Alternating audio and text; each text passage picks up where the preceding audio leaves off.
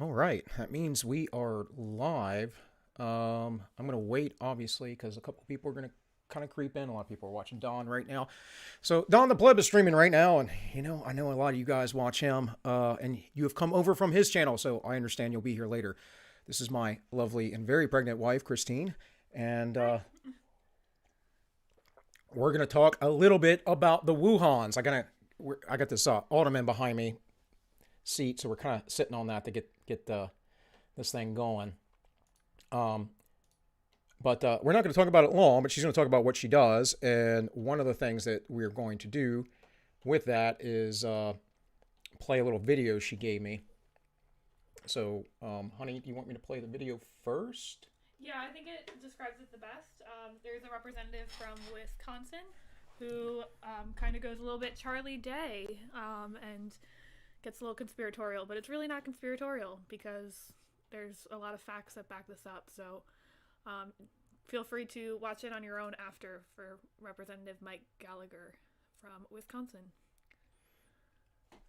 All right. Well, guys, I'm going to play the video. I see no one's here yet, but again, no worries. You can come back and watch later, and I'll remind you. Oh. Come on, Mouse. Cue the "It's Always Sunny in Philadelphia" memes, because I'm about to go full Charlie Kelly on you. Because yesterday, Dr. Tony Fauci was in front of the Senate, and Senator Rand Paul asked him some very important questions about whether U.S. money, U.S. taxpayer money, went to support gain-of-function research at the Wuhan Institute of Virology, where there is increasing evidence suggesting that's where the entire pandemic started. Now, this is very important because we want to get to the bottom of this, right? We want to get to the bottom of this, not to assign blame, but to prevent another global pandemic from totally destroying all of our lives, right? And we want to at least make sure that we're not spending more taxpayer money on dangerous research that's going to destroy the global economy and destroy 3 million lives and counting, right? That seems like something people in both parties should want to get to the bottom of. So Fauci gets asked this question from Senator Rand Paul, and he says, no, we do not support gain-of-function research in China. We do not support gain-of-function research in China. Now, this is, by my interpretation, a very legalistic, carefully crafted statement to actually avoid answering the question.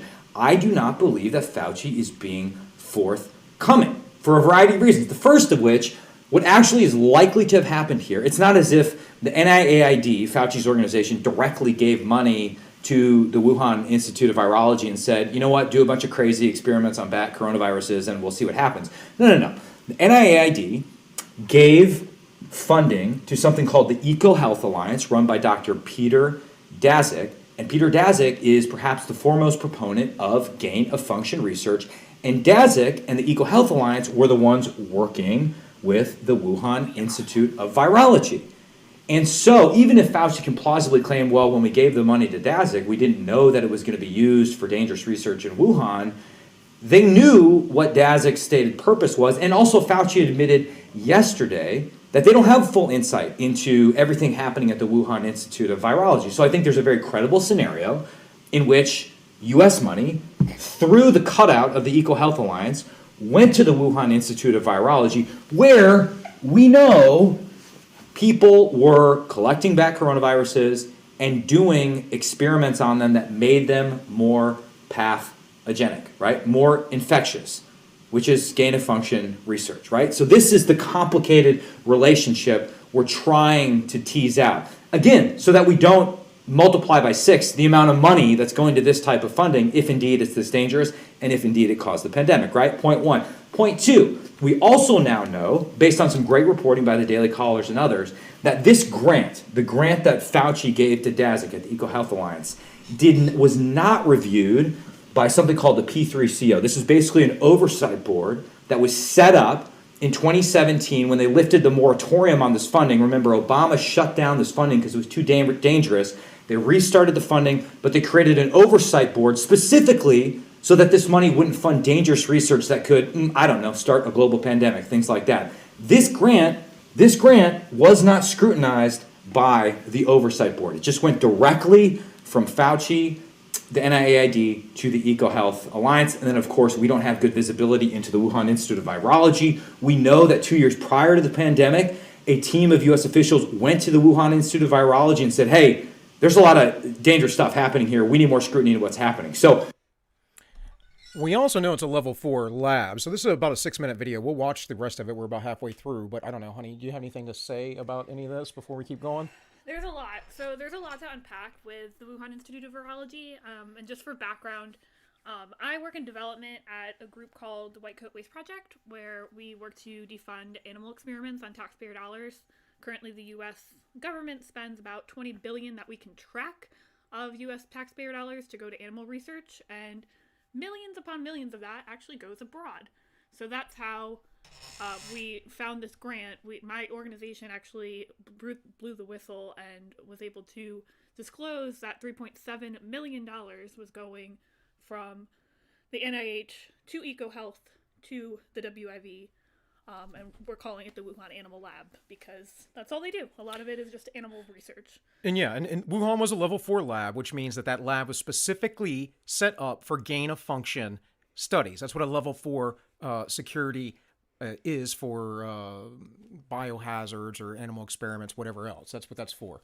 Yeah. So what's very interesting is, well, there's many things to unpack, like I said, but Biden and Obama, as Representative Gallagher mentioned, they actually had banned gain-of-function research in U.S., so that's why they were shipping it through EcoHealth to go to the Wuhan Institute of Virology, but Fauci and this guy, Drassic, I think I'm saying his name right, Peter Drassic, what's very interesting is are the ones who have been proponents of gain-of-function research, which is basically, if you're not familiar with what gain-of-function research is, it's essentially taking a virus and supercharging it to explore it to see if how to prevent it from going further and getting out into the world, which...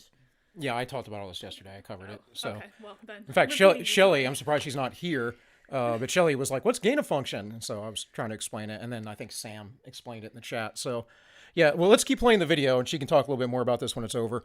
So you can kind of understand this chain of custody of money and money manipulation and essentially federally laundering this money to make sure that Wuhan can still be doing gain of function studies. So, and on the note that she said that we stopped this in the U.S., we stopped it in the U.S. so we could outsource it outside of the U.S. because of the hazards that it possibly causes. It doesn't mean that we stopped funding the research, right? We just stopped it here. Yeah. Helps kick the responsibility down the road.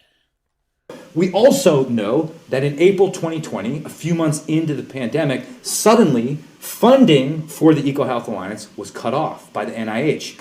Why is that? We need to know that because in my mind, that suggests that the NIH suddenly realized, hey, we got a global pandemic on our hands. Hey, we've been funding research that may have gone to the Wuhan Institute of Virology. That's a bad look. We don't want that to happen. Why was the funding cut off in April 2020? The third thing that's really interesting is there's these definitional games that are being played right now. And Fauci is playing games with the definition. There's a debate in the scientific community as to what exactly is gain-of-function research. And effectively, what Fauci and others at the NIAID are saying is that, well, technically, this wasn't gain-of-function research, and they're kind of squinting hard to make that case. But there are also credible scientists like Dr. Richard E. Bright, look him up at Rutgers online, totally legit, who said, no, this was, by any definition, this was gain-of-function research. We're taking back coronaviruses, we're making them more transmissible, more chimeric is a phrase that's being used, more pathogenic. That is gain-of-function research. So there's this weird definitional debate that's obscuring our ability to get to the bottom of this. And that, to me, is the bottom line. We need to get to the bottom of it. We need full transparency. We need everything on this to come out. We need definitional transparency. Fauci should be forced to articulate what is his definition of gain-of-function research and why was this not that. That would be useful to know. And then we should pit that against the argument of Dr. Ebright. That's science, right? Competing hypothesis, argumentation, new evidence, all that sort of stuff. Definitional transparency, all the NIH grant documents and all the email. I just want to make a note here real quick about Fauci and that he is the highest paid person in the federal government. And, you know, again, I said this yesterday, he was a little bit respectable in the beginning of this thing, but quickly he spoke out of both sides of his mouth. He's obviously lying. And hi there, Holly. And the whole thing is I don't think that Fauci is in the federal government because he's the most competent doctor ever. In fact, I would say it's the opposite. Just go to the VA or look at the healthcare system that the Native Americans get. It's terrible, and you have terrible people in there, and they never get fired because it's the federal government. So just to throw that out there. Emails related to how this money got awarded to the EcoHealth Alliance need to be out there in the public sphere.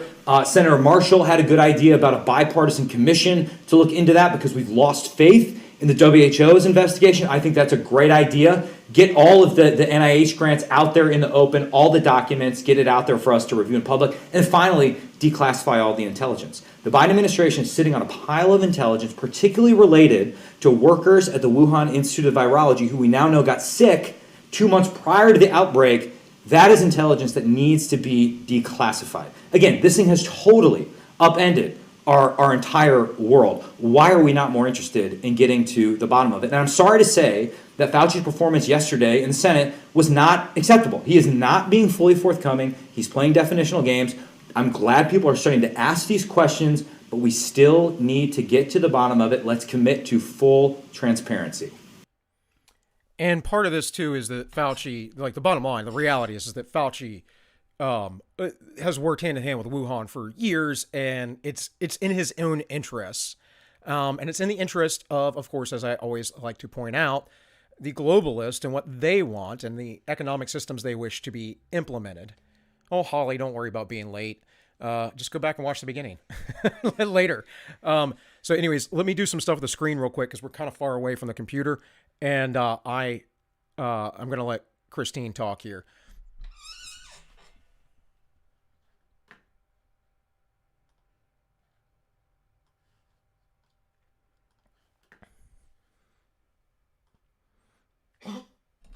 All right, now we have these on-the-fly adjustments. Why don't you scoot over a little bit this way and we can see where we're at in camera. All right, so... Hi, Holly. But, yeah, so, essentially, it's...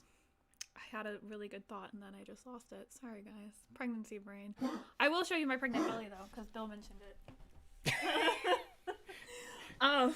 We're ready to blow, folks. Well, essentially, Dr. Fauci obviously was grilled by Dr. Rand Paul the other day in Senate hearings, and Fauci lied and said that gain-of-function research wasn't being funded, but... I covered all this yesterday, actually. God. Just talk about what you guys do and the deeper stuff behind it. So okay. She obviously didn't watch the beginning of my show yesterday. I did not. I came in really late. I was doing interviews for an intern. Well, full disclosure, I am representing White Coat Waste, so we are very nonpartisan. We work with both sides of the aisle. We hold everyone accountable, especially when it's taxpayer dollars being funded. This $3.7 million grant that was funneled through the NIH to EcoHealth to then Wuhan Institute of Virology is still authorized in the federal government. We actually just introduced legislation with a number of House members today. Called the, I think it's the Wuhan Defund Act. Like, it's very simple. If you just Google it, it's over at whitecoatwasteproject.org. Well, whitecoatwaste.org. You can find a blog about it, but it's really crazy. I don't know how deep you want me to go into this, but essentially, as deep as you want, but just be careful because YouTube is stupid. I mean, I'm well, just saying. This has been covered a lot recently since Biden's been in office, because under Trump it was not talked about so widely in the mainstream, but now it's actually a plausible theory, and people, the head scientist at Wuhan herself, I don't recall her name, but look her up. She and a bunch of other scientists actually just called for a review of the WHO's findings, because and it's really telling, because she is very much aligned with Drasic. I'm so bad with his name, so sorry. His name's Peter. That's what I call him. But he's the head of EcoHealth, and Fauci. So they've all been very interested in gain-of-function research for a very long time, and pushing it in the U.S. So that's the truth of it. Yeah. Fauci's wanted this. This is why he's covering it up now, and he knows his fingerprints, his stench is all over it. That's really what's going on here, in my opinion. I mean, that's me speaking. I'm not her, right? So she's part of this nonpartisan thing. We are separate entities, even though we are married. Yes. But if you look at like 2017, there was actually a agent of the state of the U.S. government that went over to the WIV lab and actually called back to D.C. and warned that there could be a potential leak. And I want to remind you guys too, when this thing was starting to get some steam, most people weren't even aware of it. I think I was aware of it in December, but when it started gaining some steam, there was a whistleblower that was a Chinese scientist that they basically imprisoned, and then he ended up dying supposedly of the virus. So they obviously, if you read between the lines, wanted to cover up that this was their fault or that something was going on. And of course, Xi Jinping and the rest of the CCP have been saying, well, no, it came from the U.S. It was the U.S. military. It was all these other groups. It wasn't us. He was at, as I mentioned yesterday, he was at the World Economic Forum in Davos, Switzerland. And, he wasn't there, but he telecommunicated, had a conversation with Klaus Schwab and said nothing about their responsibility in this. So they know. And Dahlhuck, thanks for coming over, bud. Is Don still streaming? Is he still over there streaming? I was watching right up until I went live. So anyways, go ahead, honey. Oh, it's okay. I love this bouncing back and forth and getting to talk to you on your stream. I keep having thoughts and then they go away. Keep talking. I'll come back. So she's suffering from pregnancy brain because her due date's in 4 weeks. But we might, we're not going to push it if it comes. Comes and goes, whatever. We're going to let Fiona keep growing. Oh, I know what I was going to say. I was just going to say how immediately they were trying to blame a wet market, which is their terminology, not ours, but essentially they were trying to say that it was a bat in a wet market in Wuhan that started this entire pandemic, and now it's just way too plausible that it came from this lab, because if you can find it on Google, maybe DuckDuckGo has it better, but you can find that there was actually a tech who worked at the lab who was sick, and they had to shut down the lab for like 2 weeks before the virus supposedly got out in like October of 2019, and then that person never came back to work. But if you ask the Chinese government, she's living her best life in the north of China. But to me, what did you put just like that billionaire they disappeared a little while ago.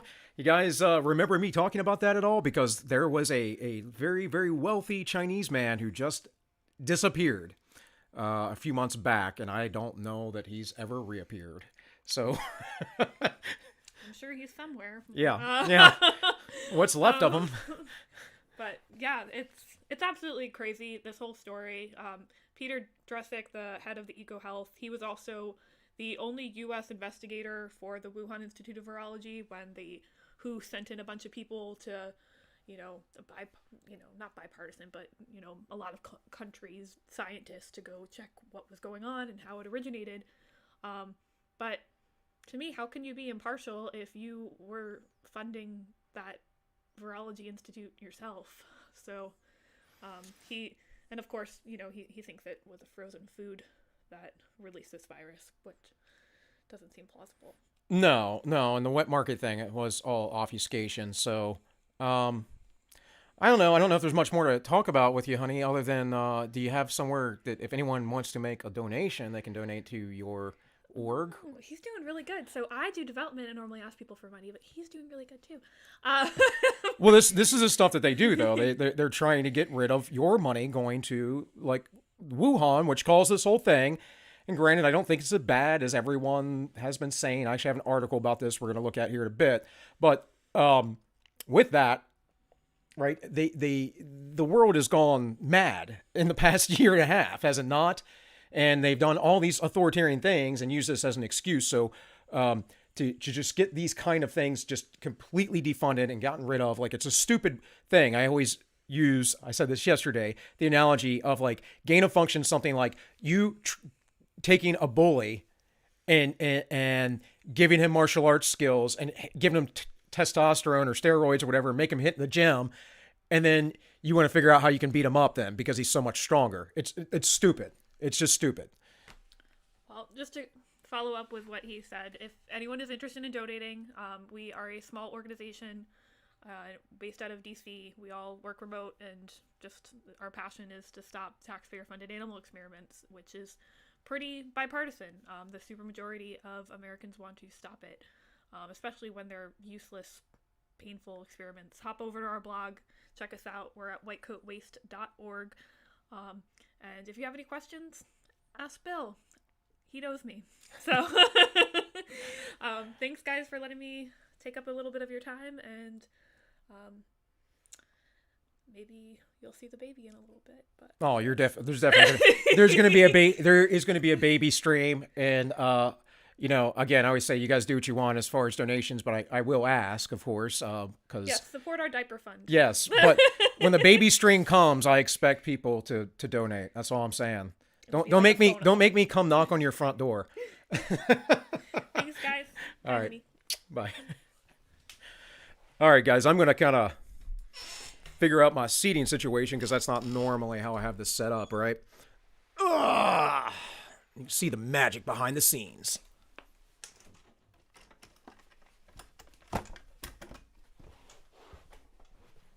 All right, let's get this nice and squared up. You see how I have a mobile desk of sorts? All right, so throw that link into the description, Bill. Good point, Holly. I'll get on that. I had that up yesterday, their website. It's not hard. You just type in white coat waste, and it will come up. And her boss, Anthony, she'd been working with for 3 years, I think. She was on the advisory board before she could get a job. They're a very, very new org.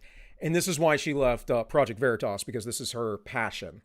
So, and this is also why I talk about, guys, I'm going to do my own thing and find my own income streams, because my wife is going to do this, because this is literally why she moved to the DC area. She wanted to get involved with defunding these things many years ago. And because of that, I have a beautiful wife and hopefully a beautiful little baby girl coming along, because I never would have met her otherwise. While she was, before that, living in Albany and a manager of a grocery store. So dreams can come true. And all from a woman who's not even yet 30. It literally changed her life just by acting. And that's important too. And I'm saying this to you all because many of you all, maybe not on this stream right now in the chat, but many of you all are so black pilled and you think everything's, you can't do anything about your lives, and you can change your life. You just have to commit to doing it. You have to commit to doing it. She picked up from Albany, New York, moved all the way down to the DC area in Maryland. I think she was in Gaithersburg, which is stupid expensive, by the way, and worked there for a little bit as a manager at a grocery store, but could barely make any money at all, and finally got involved with a bunch of political orgs as an intern initially. So I think she, what was it? She used to be, before Veritas, was with Students for Liberty, and she was with Freedom Works, if I'm not mistaken, before that. Maybe it wasn't Freedom Works. She can correct me. But again, if you want to find her org, it is White Coat Waste, and I'll put that in the chat.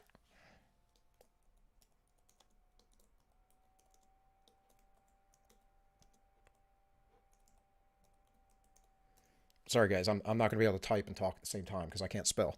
So, in any case, thank you all for showing up. Thank you for any donations you might wish to make, which you can do in the links in the description over on DLive and on Entropy. If you're so inclined, I get it, can't always throw money out. In fact, I've been stupid with it before in supporting creators, and probably should have saved my money because I needed to take care of myself first, right? But so I'm not asking you to do anything like that. I'm just saying that it is appreciated.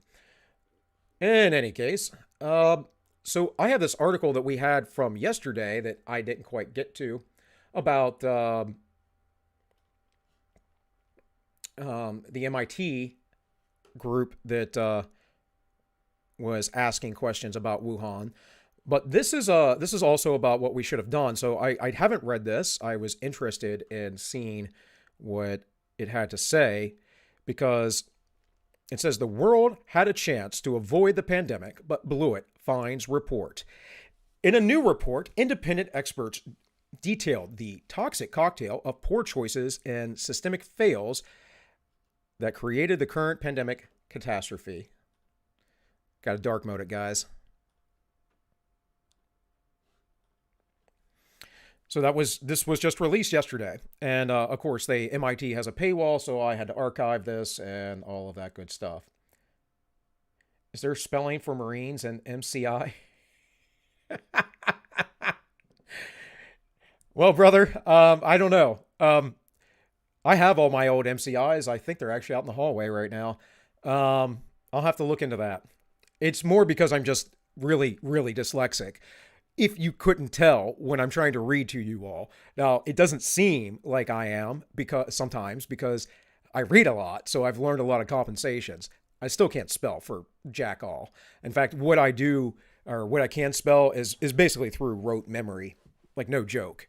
Phonics are not my friend. So it says the COVID-19 pandemic is a catastrophe that could have been averted, says a panel of 13 independent experts tasked with assessing the global response to the crisis.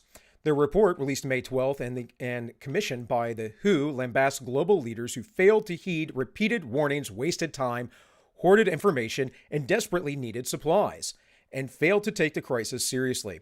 While some countries took aggressive steps to curb the spread of the virus, many countries, including some of the wealthiest, devalued the emerging science, denied the disease's severity, delayed responding, and ended up sowing distrust among citizens with literal deadly consequences, said Helen Clark, the co-chair of the Independent Panel for Pandemic Preparedness and Response and former Prime Minister of New Zealand on Wednesday. Oh, well, I don't know if I would take anything she has to say for... I'm not sure who Helen Clark is specifically because I don't follow New Zealand politics, but you guys are a little woke over there from what I understand. So let's see. Search with... It doesn't matter. We'll do the old Googles.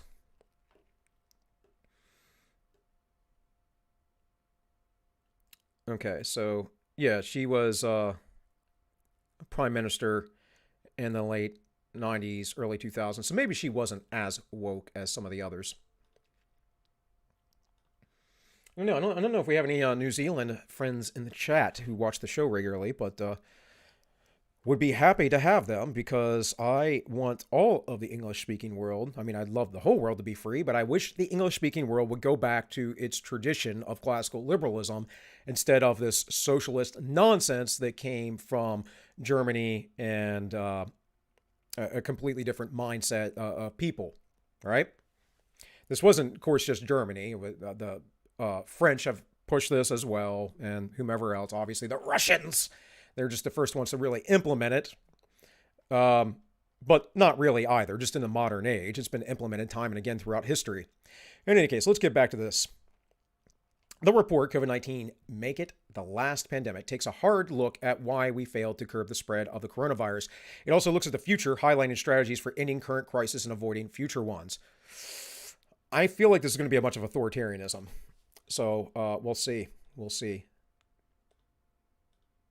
Aha, even better.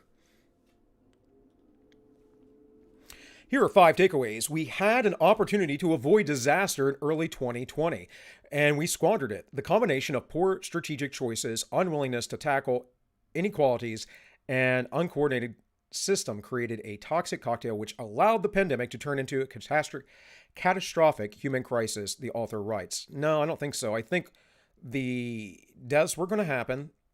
Most of them were at life expectancy. And we stopped counting other things and started over counting deaths, right?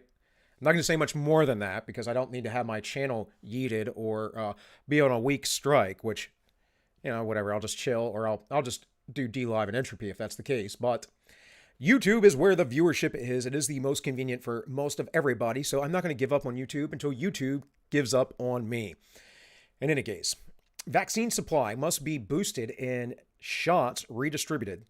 The report calls on rich countries to provide 1 billion vaccine doses to low and middle income countries by September 2021, and another billion by the middle of next year. It also pushes for vaccine makers to offer up licensing and technology transfer agreements, and if those agreements don't come within 3 months, it calls for an automatic waiver so that the production can begin where the shots are most needed. Why, with a 99.97% survival rate, I mean, for the majority of the population that's under 65, in the aggregate, it's still very high. What is it, like a 97% survival rate in total, including all the old people that are already on their deathbed? 80%, folks. 80% of the deaths were the elderly. And cases and deaths are going down. So there's that as well. It's like I said, this ravaged through everything in the beginning. I brought this up in the past. I've looked at the studies, all the charts. I have all the information there. Go look at my videos on the COOF, and you'll see very clearly that the numbers are the same globally, and it's the same populations that were affected. The World Health Organization needs more power and more money. Oh boy, no they do not. No, they do not. Oh, good Lord. I told you authoritarianism was going to be in here. The WHO should have the authority to investigate pathogens with pandemic potential in any country or on short notice, and to publish information about outbreaks without approval from national governments. Well, that means that they would have more sovereignty than the governments themselves. This is what I'm always going on about, right? This is the one world government, folks. It's just not official. It's here. It's here. It's been here. It's just not official. It's just not everyone at the UN headquarters in New York City basically dictating policies to everybody. But they do anyways. They basically do anyways, because that stuff all trickles down, because all these people are in all these NGOs that collude with each other and conspire. Yeah, Val, hell no, that's right. A new organization is needed to help the WHO. No. Sovereignty. Bringing things down to a lower level. Scaling down, not up. The reason why this happened is because we are overscaled. If there was more individual national sovereignty, this thing would not have been the thing that it is. It became this lockdown, vax, mask, all those things, because it was global, because it was headed by the people of the global government. A new organization is needed to help the WHO. The report calls for the formation of a Global Health Threats Council composed of heads of state to ensure that countries stay committed to pandemic preparedness and hold countries accountable if they fail to curb outbreaks. I don't know, man. Are we really are we going to sit here and say we're at war with another nation because a disease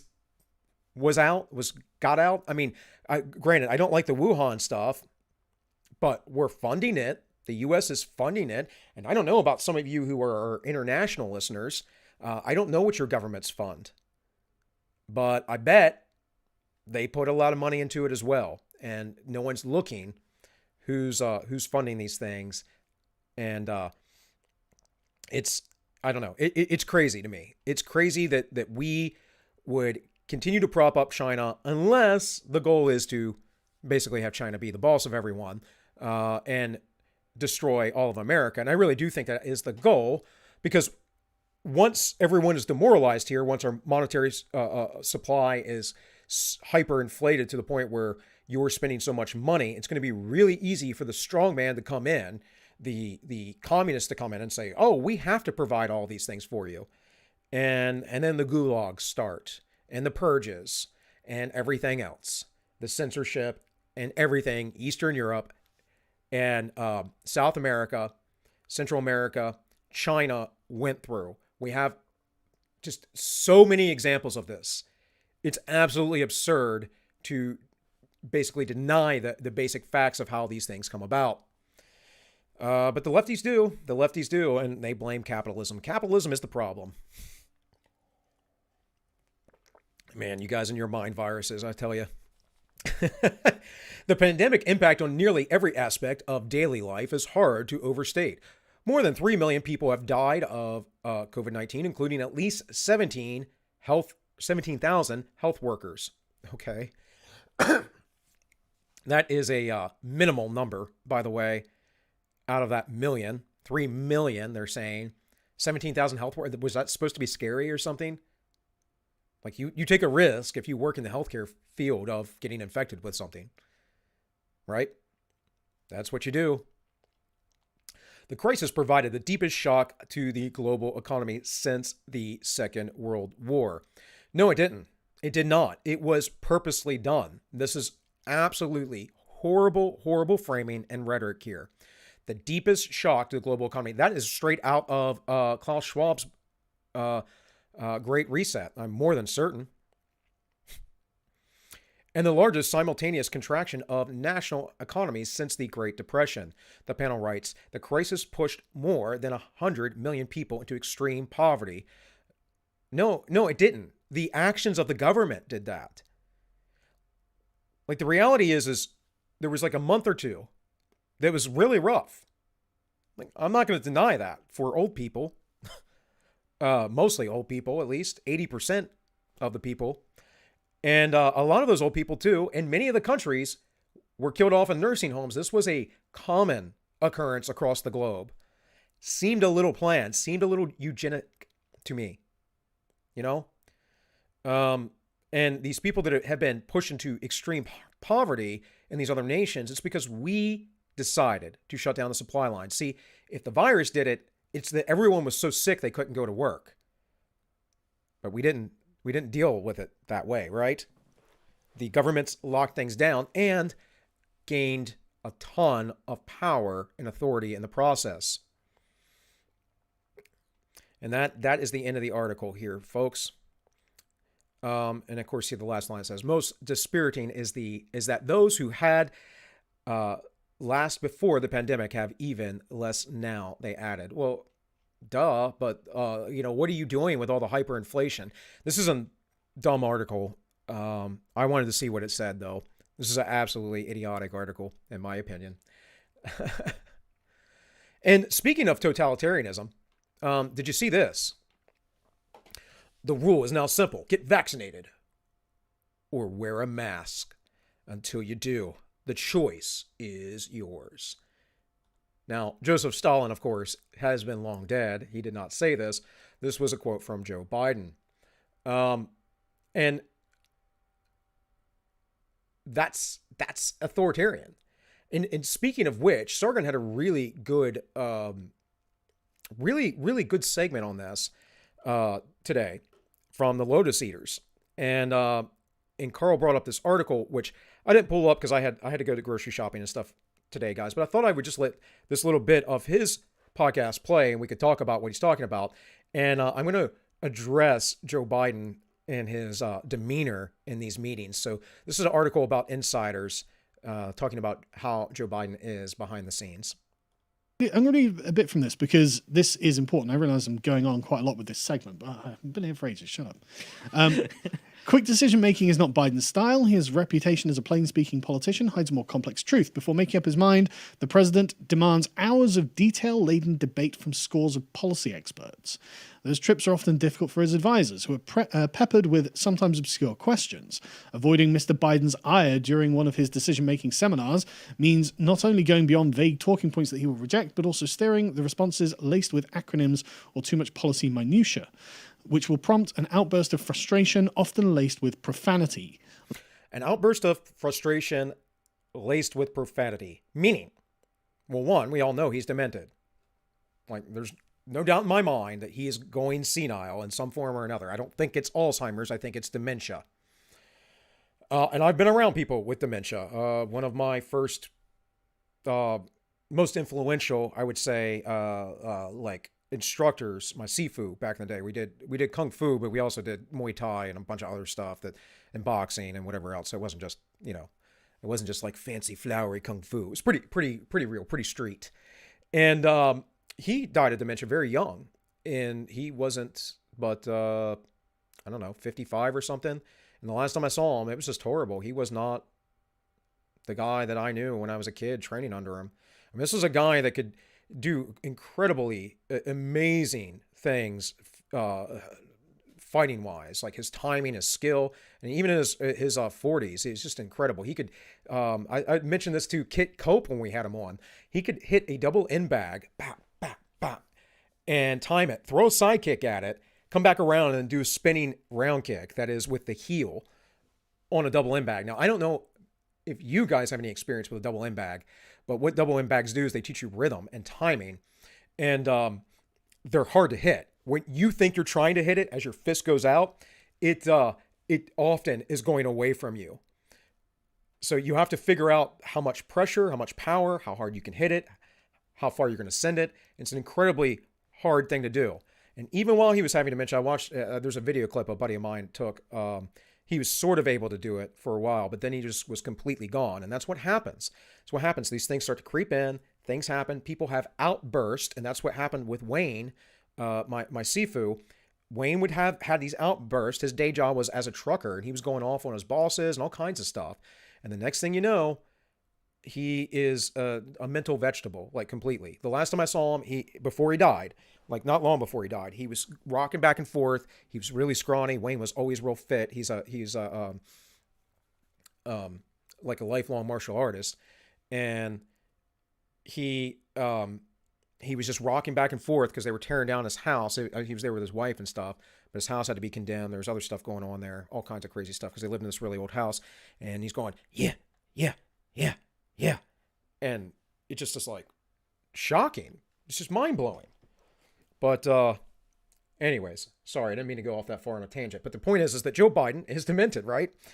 And that's why he's having these outbursts, and they have to prep him. They have to prep him, and he still screws up. This is why he's not allowed to take questions, and this is also why, folks, he says things like, "Should I stop? Do you want? What do you want me to do? Where am I at? What's going on?" Let's talk plain English here. He will often snap.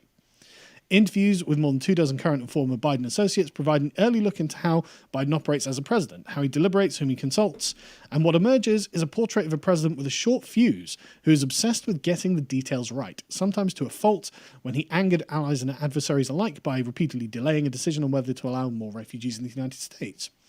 Those closest to Biden say... So, and I've said this before, Biden does think he is the strong man. Biden is probably one of the most incompetent political figures in American history, in my opinion, because we know he's a plagiarist. We know he lies and he just goes with the flow, and we know that he basically had no wealth until after he was the vice president, which is sad. It's very sad. Biden thinks he's a tough guy, and everyone else has to kind of convince him slowly that these are the things to do. And of course, and again, like I said, we know he lies because he talks about not shutting down. He said he was going to shut down the Keystone Pipeline, and then debates with Trump. He said, no, I'm not going to shut it down. Of course, what was the first thing he did? They tell us what they're going to do, guys.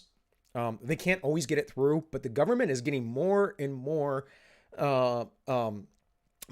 It's becoming more of a monolith, right, within that uniparty. And now, there has been some pushback in some recent years, but when you have the FBI and the CIA and the NSA in your pocket as well, it's not going to be a fun time, right? The DOJ has arrested 400 some odd people for walking through the Capitol building.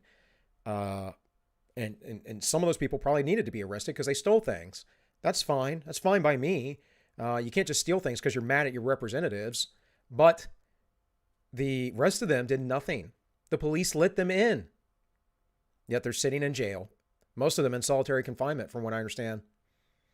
Which is not a fun time, guys. I can tell you right now. That's when you're on protective custody or something like that, you're out of your cell for a few hours a day. Depends on your the prison or jail, but it's not fun. Thursday, he is unwilling or unable to skip his routine. As a longtime advisor put it, he needs time to process the material so he feels comfortable selling it to the public.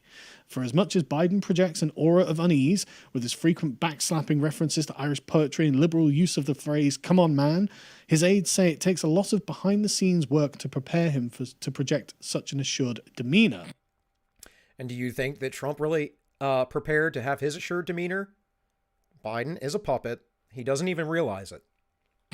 Biden is gripped by hey, don't laugh, right? Biden is gripped by a sense of urgency that leaves him prone to flares of impatience, according to numerous people who regularly interact with him. This sounds to me like the theatrical presentation of a fascist. I can't get over.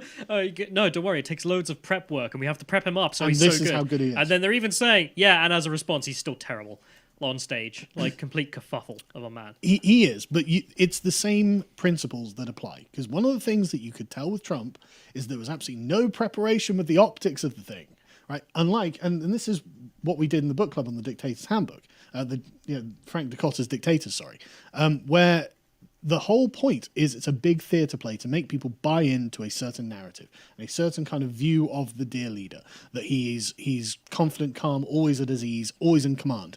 And as you can see with Biden, that is what he's trying to project. We're the competent, we're the scientists in control, we've got all the experts on our side. Come on, man, this is going to be easy. But behind the scenes, it's insane and pathological attention to what appear to be like irrelevant details in some cases, unusual, weird questions, and a lot of time spent like building himself up for the performance. Honestly, sounds a lot like Mussolini's attitude to me. I just keep hearing it out of these kind of reports. And the sense of urgency kind of indicates a sense of illegitimacy. Why would you need to feel so urgent and so controlling about all of these pieces of minutiae if you didn't feel that there was something wrong? And judging by the fact that Joe Biden has screwed up everything, and this is not even to bring into other problems like the migrant crisis that he caused at the border and things like this. Like this is just like the most immediate things that are going on right now, all of which are a consequence of Biden's policies, all of which are attempting to remake the United States in a more sort of European way. And it seems to come from Biden's essentially fascist mindset. And the thing is, it's all going wrong because Biden himself is a mediocre man, a deeply mediocre man. You can look at his record of lying, basically, about... Right. And again, I wasn't trying to hash over the points that Sargon said earlier, but obviously we're in agreement. And Carl's a sharp guy, if you didn't know. Holly said that Trudeau said that, or Biden said he wasn't going to shut down the pipeline, told Trudeau that as well. But see, what happened, I guarantee you, Biden's just doing whatever, saying whatever. And the lefties, Kamala Harris, and whoever else in there are going, oh no, we need to shut this down. Again, though, this isn't actually, environmentalism's always the excuse. The reality is they want to cripple the economy so they can bring in their fascism, or their communism, whatever you want to call it, their tyranny. Because guys, you know my stance on it. We live in a fascist nation already, not because we're in some sort of authoritarian type nation per se, but because of our economic policies and the way we run things. We don't have free markets here in the U.S. We have controlled, centralized markets, and we go up and down on that a little bit over the years, depending on whose administration it is or who's elected into the House and the Senate. But that's just the reality of it. Ron Paul put it, I think, the best, that we have a soft form of fascism here in the United States, the corporatism. And again, we're seeing even more and more of that with the idea of the Great Reset. That's really what it's about, right? It's about taking all of these things and stripping them down and saying, well, we only need like 5 companies to do all the things in the world. We don't need mom and pop stores. I mean, why do you think Klaus Schwab's website said, you'll own nothing and you'll be happy? The stuff connects like so well, and maybe other people don't see it like I do, but this is how my brain works, guys. And I really do think it's because I am dyslexic, because it makes you a very global thinker. But it is helpful that generally my memory is pretty good when I'm rested. But yeah, this is the plan, and again, Biden is a terrible president. Go watch this video from the Lotus Eaters. Biden's America is falling apart. Lots of people have talked about this and talked about it in sections. Sargon goes just for 20 minutes about everything that he has screwed up from day one. His accomplishments, his education, the way he's built himself up over the years, it's all based on lies. The fact that his family is an absolute, what's happened with Hunter Biden, his connections to China, all of this is built on lies. So Biden is standing at the top of a pyramid of lies, and he is not the...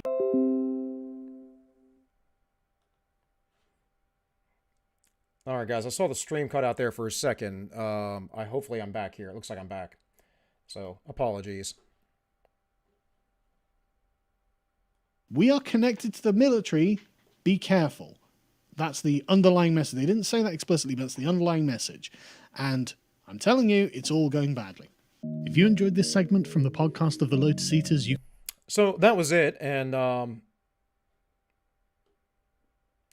Carl still streams on his other channel, the Sargon channel, by the way, if you guys didn't know that. It's just random. But yeah, that was it as far as the Biden stuff. But I thought it was really, really telling that he's handled, he's passed around. He has to be convinced to he not only has to be convinced, he has to rehearse to get these things right. And then when he doesn't get it, he has outbursts, he screams, he yells. And we've seen this with him in interactions in the public, right? He was telling a guy, excuse me, he was telling a guy, why are you getting so nervous, Jack? Starts yelling at him. And then, he tells that one person, well, you're a lion, dog-faced pony soldier. He cannot help himself. And frankly, I think he's a disgusting individual and always has been. And I would say, look at his family. Like, you can't necessarily blame someone for their children making poor decisions. But if you see their record and then you see how the children are and the whole of the family, like someone's ex-wife smoking crack with her brother-in-law and having sex while he gets a stripper pregnant, that's pretty telling to me. The fact that Biden has plagiarized so many people so many times. He lied about his education, lied about where how high he was up in his class. I think Biden just does what Biden does because people are dumb and they like electing people they feel like are on their same level. I mean, I don't know why else Delaware kept electing the guy. But hey, that's just me. In any case, let's watch some Heaven on Earth. Fascistic SP corporatism? Yeah. Dollhawk says, I really mean no surprise from observation, but it's nice, I guess, to have it confirmed. Yeah, I mean, I would agree, dude, but people are freaking brainwashed. They don't think. I know very smart people who don't think and thought that Biden, before the election, thought that Biden looked sharp and looked good and sounded clear and all this other stuff because they're watching NPR or reading NPR or whatever, which was in Biden's favor. And that's the thing. You and I can see what's going on. We can see the truth, but we're actively, I would assume, living our lives searching for the truth. Most of those people aren't. They just want to confirm their own biases. In fact, this is the default. We know this. The social science tells us people love confirmation bias. You have to fight against that. You have to fight to find information that doesn't agree with you. And I am more than willing to change my stances and opinions on things when other information comes out. But again, I'm very open. That is in the big 5 personality spectrum. I am in like the top percentile. I'm on 98% or something like that. So if 100 people were in a room, 2 of them are going to be more open than me. It's the way it goes. Yeah. In any case, let's watch a little Heaven and Earth, and we'll get into Davy Crockett. So if you guys aren't aware of the speech of Davy Crockett on the Congress floor some years ago, I think you're in for a treat in what he has to say about the federal government giving away money. and then we'll go back to Bastiat to finish up. And hopefully I'll be done here a little bit after 5. My wife and I have stuff to do tonight. Baby showers tomorrow. A lot of stuff going on. So, but I will be here on, well, not here. I'll be over on the Ends Justify the Memes on Sunday, as we've been doing at 3 p.m. Eastern. And we should have Aiden Paladin on. I just tweeted her, messaged her a little bit ago, right before I went live, to make sure she's still good for that. And by the way, guys, she had a really good video the other day. So go check her out. But yeah, really, really good video on wokeness and companies and all that kind of stuff. So go watch. In any case, let's watch some Heaven and Earth. Heaven on Earth, I mean. But communism was far from the only form of socialism to flourish after the war. In Western Europe and a few other places, a competing version was making new gains. It was called democratic socialism, or more often, social democracy.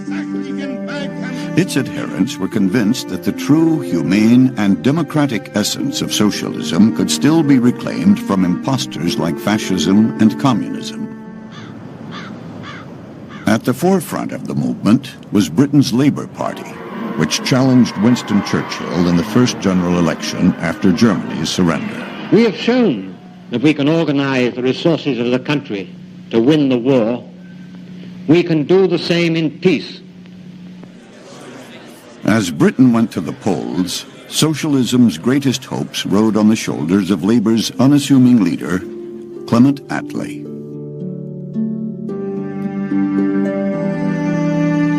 Actually, I just want to address something that Holly said in the chat. I was sitting there typing, and I might as well just do it verbally.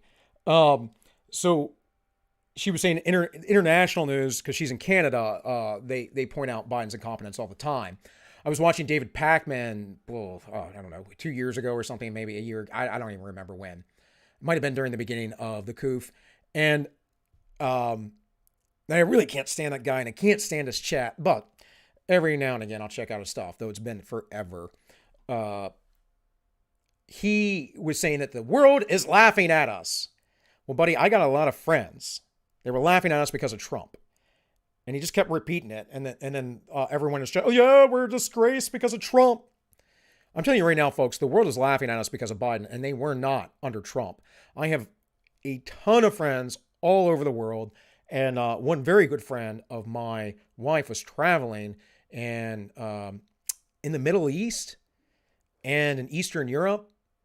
And he was not a Trump supporter, even though he's a liberty-minded person. He didn't like Trump because he took in all the gaslighting from the media, unfortunately. But he would have people all the time. They'd ask him, well, where are you from? He'd say, America. And they go, oh, yeah, Trump. Yeah, Trump's awesome. I mean, people in Turkey were telling him this. He was in Georgia. They were telling him this. The world was not laughing at Donald Trump. Not at all. But this is how backwards the lefties are in the way that they think. They don't even understand that their perceptions of things are they're literally made, right?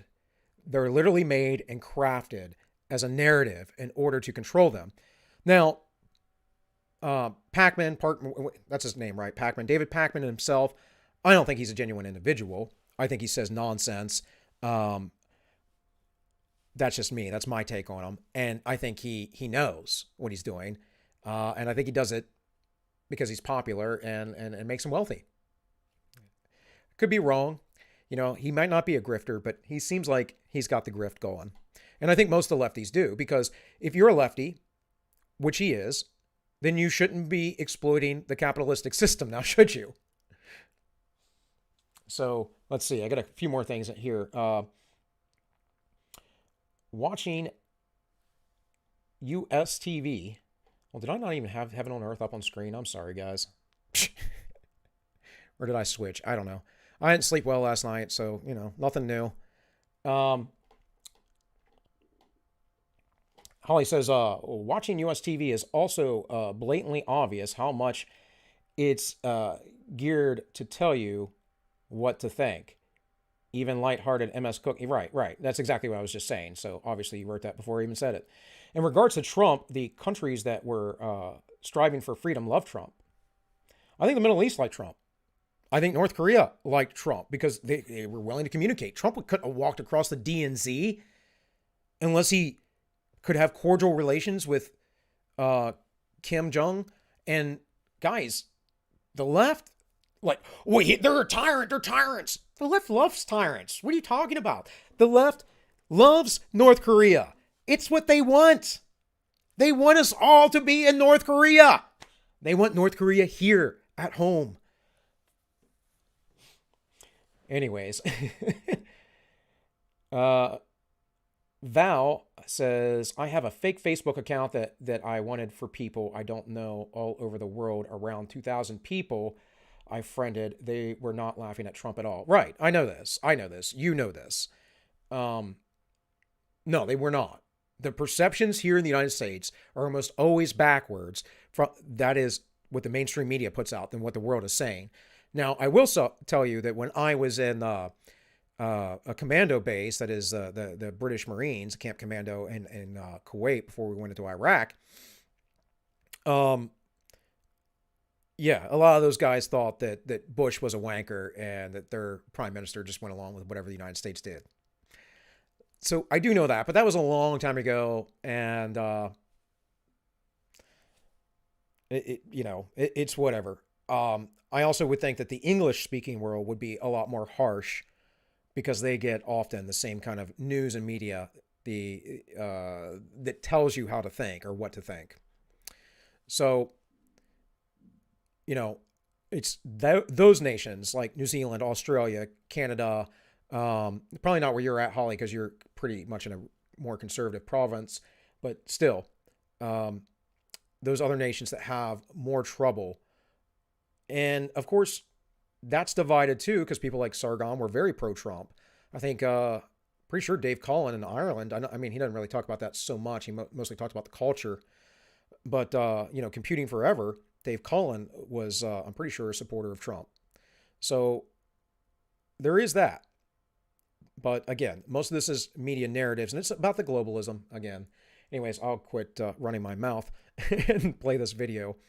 Back it up a little bit, because I don't know that it was playing on screen, because I missed that. In the evening, he called it communism.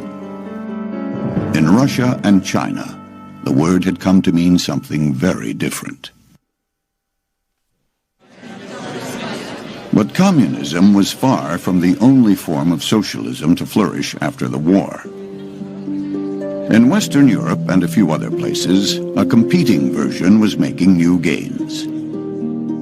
It was called democratic socialism, or more often, social democracy. Its adherents were convinced that the true, humane, and democratic essence of socialism could still be reclaimed from impostors like fascism and communism. At the forefront of the movement was Britain's Labour Party, which challenged Winston Churchill in the first general election after Germany's surrender. We have shown that we can organize the resources of the country to win the war. We can do the same in peace. As Britain went to the polls, socialism's greatest hopes rode on the shoulders of Labour's unassuming leader, Clement Attlee.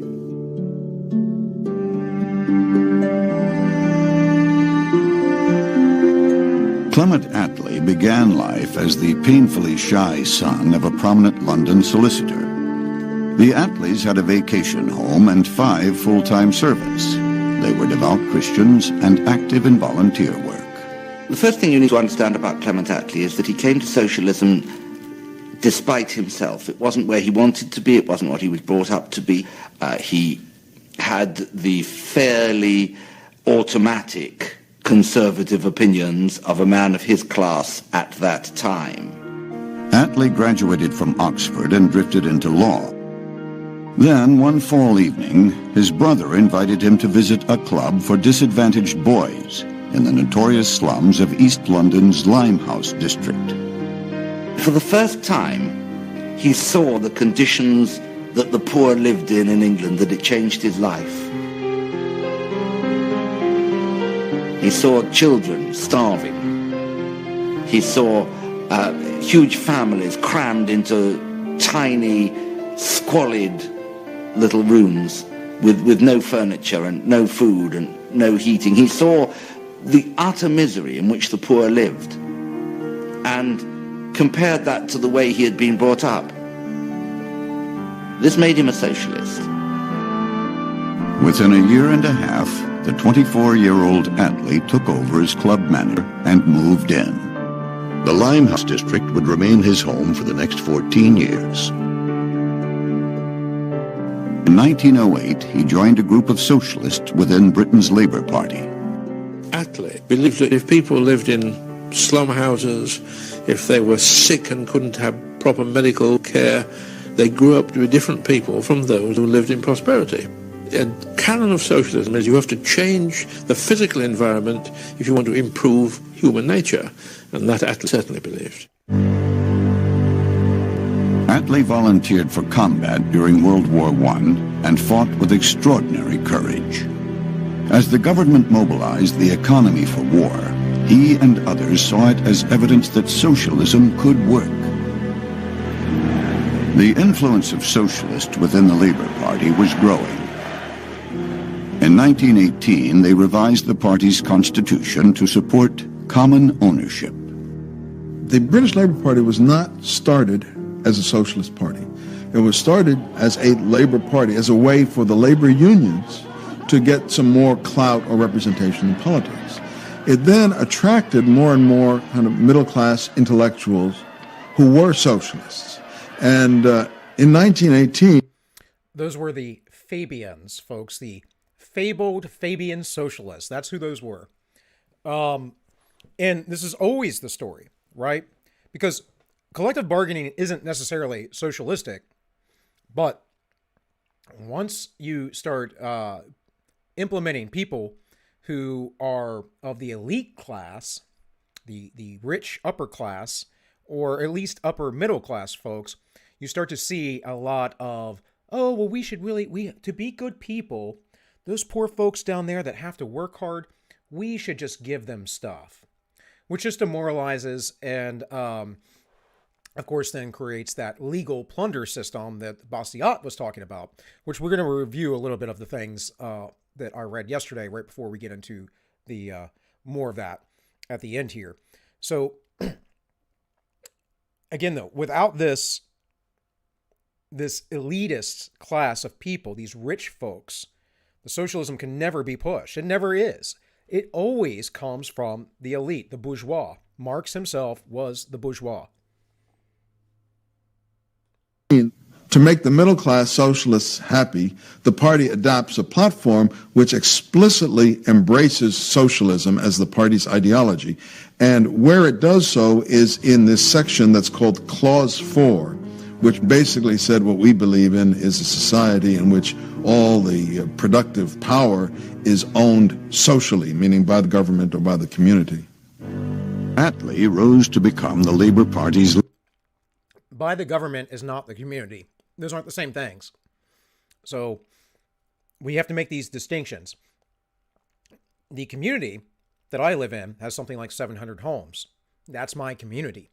The government has nothing to do with this. In fact, I have a government here with an HOA. So let's not say anything about that, right? Let's not talk about that and as if they're the same thing. The government is not the community. The government is the one who enforces the law. And the only just purpose of that law, as Bastiat was expounding upon in his work, The Law, is to protect people, to provide justice. That's it. Anything else becomes these systems that we have today that just destroy and devour because governments can't create anything. Leader. During World War II, he was second only to Winston Churchill in Britain's national unity government.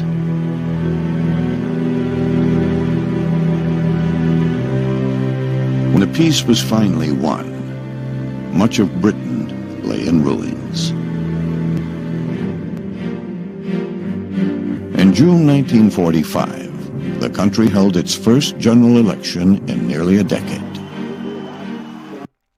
And mind you, folks, this is why war is important to bringing about these systems. This is exactly what happens. You have everyone in tatters. That's what we're pushing right now in the United States. And then the heroes get to come in and save everybody with their universal basic income or whatever else it might be. That's the reality. And this is when socialism really rose in England. It was after the war. It's how their health service got started. And this, until Margaret Thatcher came around, nearly destroyed their nation, nearly bankrupted them. The choice was between Winston Churchill and Clement Attlee, two men who had joined together to fight the Germans, but now had different visions of how to rebuild Britain. Any British family, including the most devoted Labour family, if they'd been asked who they wanted round for supper, they would have chosen Winston Churchill rather than Clement Attlee any day. But Winston Churchill seems to stand for the old ways, for unemployment, for poverty, for no medical care, for an inadequate system of education. Attlee was a very much more withdrawn figure, very quietly spoken little man, with very little personal charisma. But what he stood for was what appealed to the British people. What he stood for appealed to their emotions and their own decadence. That's what socialism appeals to. It appeals to your laziness and your decadence and nothing else. Because if you really cared about poor people, you would just go help them, right? You would just help them. And a lot of them don't want to be helped. They like how they live. It's just a reality. And socialists cannot conceive of this. They don't understand that people will just live their lives as basic and simple as possible so that they can be hedonistic in many other areas. And that's the reality of most people who are poor. They either, spend too much money eating out or buying Nikes, new cars. I mean, all the gangsters that I know from working in the jail over the years, those guys were always poor. They always lived in the ghetto, yet they had all the nicest clothes. I've seen running visiting hours and stuff. Seeing their big old fat gangster wads, they gotta have several $1,000s on them. Yet they never, ever get out of poverty. Why is that? Because it's not about money. It's about choices. It's about choices with that money. If I go blow thousands of dollars on strippers, I'm not really doing anything productive with that money, am I? I mean, maybe you find that productive. I don't know. By noon on July 26, the results were becoming clear. Labour had won by a landslide. Never before have the electors shown clearly their desire that there should be in this country a Labour government carrying out Labour's full policy. Socialism had never before won so clear a mandate. The election was really fought on one issue. Holly says avocado toast. Yes, first world problems. Holly, I actually said that yesterday to my wife because I don't even remember what it was, but she was telling me about something that was just stupid. It blew my mind. Someone was complaining about it, and I was like, yeah, it sounds like a really, really first world problem, right? That saying went away, but I think we need to bring it back. The welfare state. Attlee had a vision of a new Jerusalem, of a welfare state, of a city on a hill, of a society that would provide comprehensive national insurance. So this is a radical, reforming government which intends to transform British society. Alongside the social welfare system, the other cornerstone of Attlee's new policy was nationalization. Clause 4 was still enshrined in the party's constitution.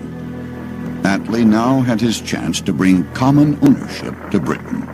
Let's go forward into this fight in the spirit of William Blake. I will not cease from mental fight, nor shall the sword sleep in my hand, till we have built Jerusalem in England's green and pleasant land.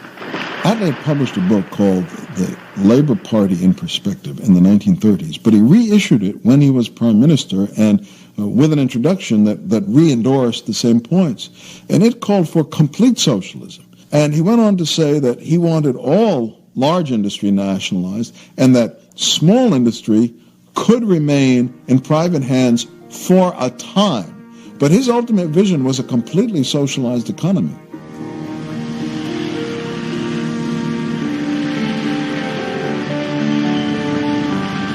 Attlee's government would remain in power for 6 years. Before it left office in 1951, it had nationalized much of the country's industry and introduced an array of social welfare programs.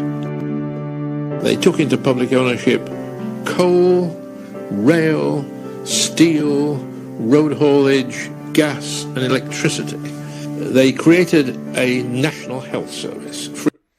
By the way, folks, in the United States, we have all those things. Just saying. Free medical care for everybody. They instituted a system of pension by rights at a level which made old age dignified, if not prosperous. I mean, they had a pretty busy 6 years. I don't think any government's ever been as busy.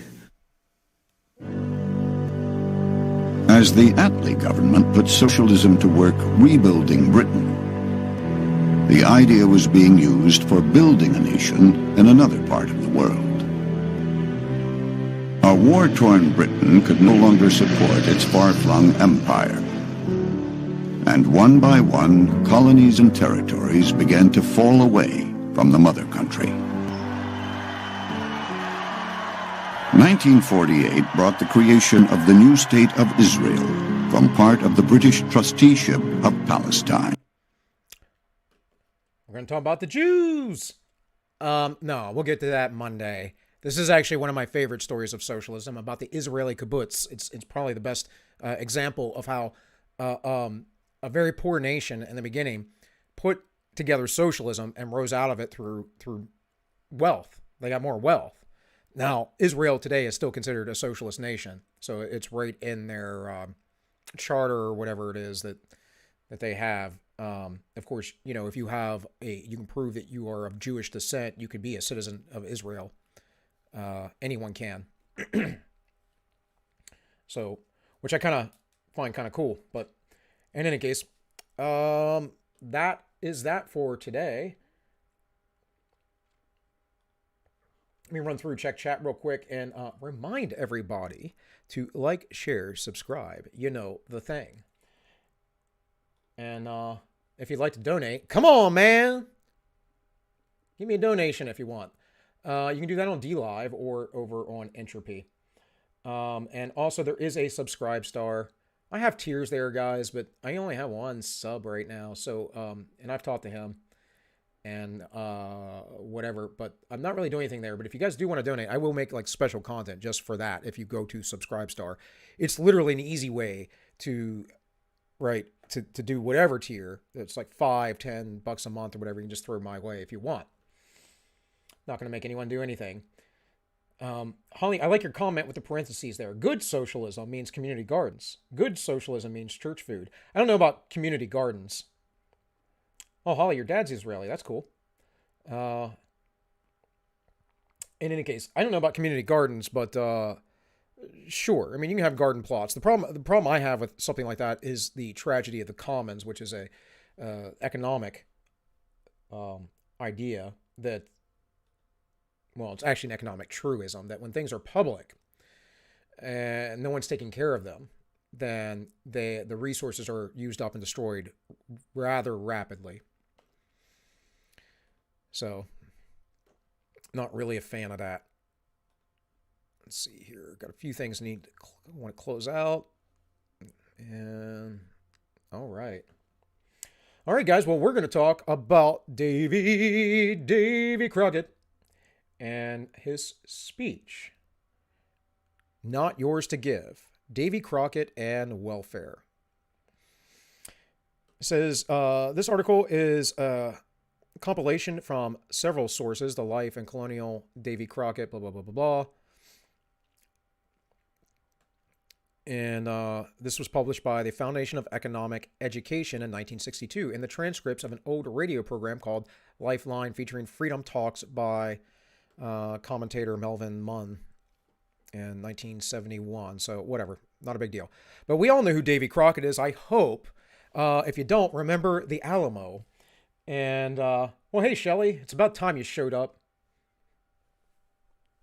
No, just kidding. But you did miss my wife explaining like her work, and we're talking about Wuhan and all that. So go back and watch that, please, and educate yourself and others if you can. Which is also why you guys need to like, share, subscribe. You know the thing, because that helps me grow, and growth is important when you're doing this stuff. Because obviously, what I'm doing is trying to get as many people in the right headspace to understand what's going on. And I talk a lot about conspiracies. I talk a lot about those kind of things because they're real. They're very real. These people get together. They have all these NGO groups. I mean, that's part of the show. But I also talk about classical liberalism. I talk about Christianity and just the general state of the world and what we need to do to build strong societies.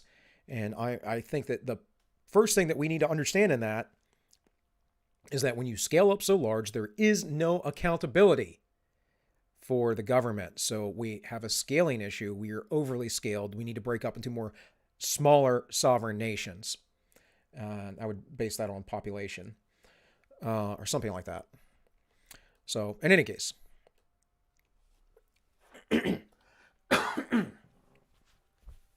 sorry guys, I drank a couple IPAs last night, and they tend to make me a little phlegmy the next day.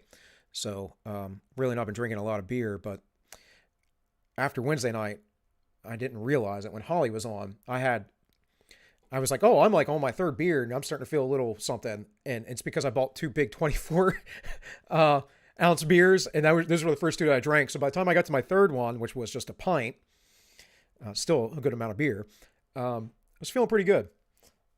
So, in any case, it was not feeling so good the next day. And finally, later last night, I was like, all right, I'm just going to get something strong and get rid of this hangover, which happens from time to time.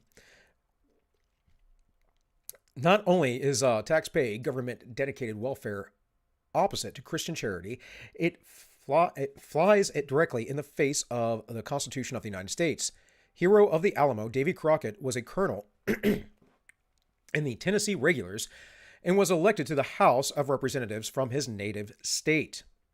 That was before his part in the valiant defense of the famed Alamo. He served 3 terms as congressman. While Crockett was in Congress, a distinguished naval officer died, leaving a widow.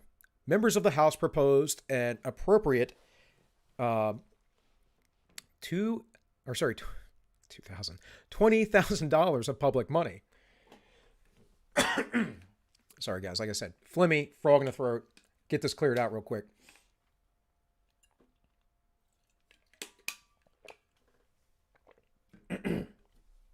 Hopefully that's a little bit better. So, sorry, don't mean to blow anyone's ears out if I'm clearing my throat into the mic. So $20,000 of public money to give to his widow to assure her welfare and the honor the memory of the late officer. Crockett opposed that appropriation in such pervasive terms that it received only a few votes and was defeated. Before you consider him heartless, here are the facts to which we show he was just the opposite. Others before him had said that the country owed the departed officer a debt. Crockett reminded the House of the countless men who had served their country with distinction, but whom Congress never admitted owing a cash debt. In Crockett's speech before the House, he said the following. So these are Davy Crockett's words. Mr. Speaker, I have as much respect for the memory of the deceased and as much sympathy for the suffering of the living. As suffering there be as any man in this House, but we must not permit our respect for the dead or our sympathy for a part of the living to lead us into the action of injustice to balance of the living. Notice how he uses the words injustice here. Very reminiscent of what Bastiat says about legal plunder. In fact, I have that pulled up right here. We read this yesterday, right? Where's that? I guess that was it. Oh, yeah, that's a little bit below it. Enforced forced fraternity destroys liberty. But he talks about the legal plunder, the different types of legal plunder. Anyways, we'll get to that in a minute. But you'll hear these things echoing because this is what these people believed, and these are the basic values that the nation was founded on that we no longer understand. We're not taught this in the school. We're taught that the big, strong, great man is what we want, the strong leader. This is why presidents are worshipped. This is why I say I like Calvin Coolidge, because Calvin Coolidge was a do-nothing president. And actually, him doing nothing, staying out of the economy, helped the economy tremendously. We all know of the Roaring '20s. The Roaring '20s existed because of Calvin Coolidge, because we could have been in a depression if he had not acted the way that he did. So this is also, though, why we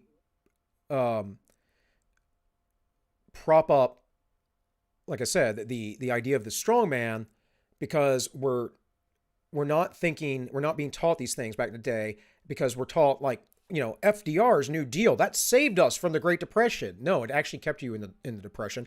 It was basically, after the initial events happened, the cause for the Great Depression. Now, that's not technically true, but it prolonged it, guys. We didn't get out of it because of World War II either. We got out of the Great Depression because they started deregulating. They decided they were going to be less fascistic.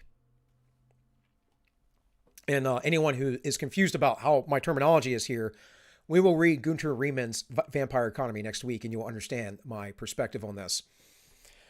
I will not go into an argument to prove that Congress has the power to appropriate this money as an act of charity. Every member upon this floor knows it. We have the right as individuals to give away as much of our own money as we please in charity, but not members of Congress. We have no right to appropriate $1 of public money. Somehow, the leaders in America, at one point or another, understood these things. Some eloquent appeals have been made to us upon the grounds that this debt due to the deceased, Mr. Speaker, the deceased living long after the close of the war, he was in office to the day of his death. And I have never heard that the government was in arrears to him. This government can owe no debts but for service rendered. And at the stipend price, if it is a debt, how much is it? Has it been audited? And the amount due ascertained? If it is a debt, this is not the place to present it for payment or to have its merits examined. If it is a debt, we owe more than we can ever hope to pay. For we owe the widow of every soldier who fought in the War of 1812 precisely the same amount. Amen. Because what that means is you're not choosing winners and losers, and you're not choosing to prop up one person over another or some special occasion. Once you do these little special occasions, you begin to violate your principles one time, the road to hell gets a lot easier. And you should all know this. I don't know how many of you are religious who listen to me here.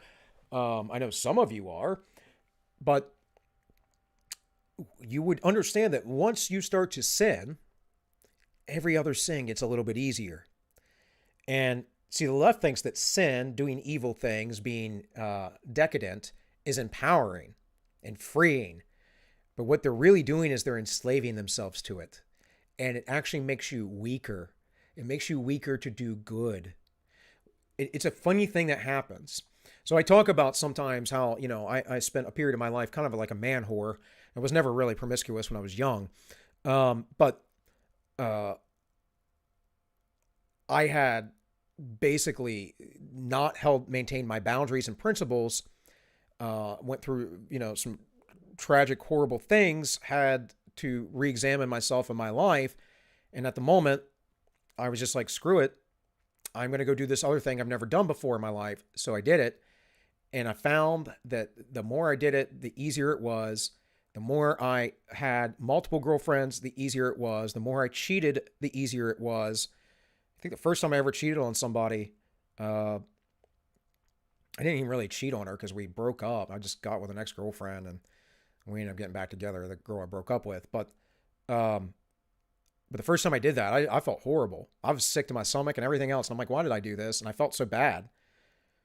2 years later with another girlfriend, that was no big deal. And not that I went around and cheated all the time or anything like that, folks. I'm just saying, it becomes easier when you start to go down that road. So maintaining your principles is very, very important. And in fact, something I thought about reading on here, parts of, is the book, The Imitation of Christ by Thomas à Kempis, I think his name, which we don't even know if he wrote that or not, but it's a kind of a medieval period Christian book that's very profound, very, very, very profound. That's right, Thane. Discipline does equal freedom. All right, so let's get back to this text. I will not go into the argument to prove that Congress has no power to appropriate this money as an act of charity. Every member upon this floor knows it. We have the right as individuals to give money, as much of our own as we please in charity, but not a single dollar can be appropriated of public money. Now, obviously, I just read that. Sorry, because I changed the sizing of this. I got a little behind. Okay, here we go. The War of 1812 is what we were just talking about, that every soldier in the War of 1812 deserved this, if just this one person deserves it. See, that's maintaining his boundaries and his principles there. There is a woman in my neighborhood, the widow of a gallant, a man that has ever shouldered a musket. He fell in battle. She is as good in every respect as this lady, and is as poor. She's earning her daily bread by her daily labor. Christian principle there, folks. Christ says, don't worry about your daily bread. He'll provide for you, but also that you need to work. You can't just be lazy. Paul said specifically, those who do not work do not eat. And he worked during the day, even though he could demand food or a stipend or something for being a teacher. But he worked so no one could have any aught against him. And if I were to introduce a bill of appropriate $5,000 or $10,000 for her benefit, I should be laughed at, and my bill would not get 5 votes in this House. There are thousands of widows in this country, just such as the one I have spoken of, but we never hear of any of these large debts to them. And guys, think of this. Just replace the word widow. We don't have to worry about soldier. Context here is sort of important because at least these people paid, right? They paid the price to service of their country, but just replace the words. Get rid of soldier and just think of this as any class of people. The principles still apply. It's all the same. Sir, this is no debt. The government did not owe it to the deceased when he was alive. It could not contract it after he died. I do not wish to be rude, but I must be plain. Every man in this house knows it is not a debt. We cannot, without the gross corruption, appropriate this money as a payment of a debt. We have not the semblance of authority to appropriate it as a charity. Mr. Speaker, I have said we have the right to give as much money of our own as we please. I am the poorest man on this floor. I cannot vote for this bill, but I will give 1 week's pay to the object, and if every member of Congress will do the same, it will amount to more than the bill asks. That's leadership, folks. That's what we're missing in this nation today. Morality, leadership, principles. Willing to pay this woman out of his own pocket his entire week's pay, and saying that everyone in Congress, if they all did that, well, she would have more money than the money that they would steal from the taxpayers.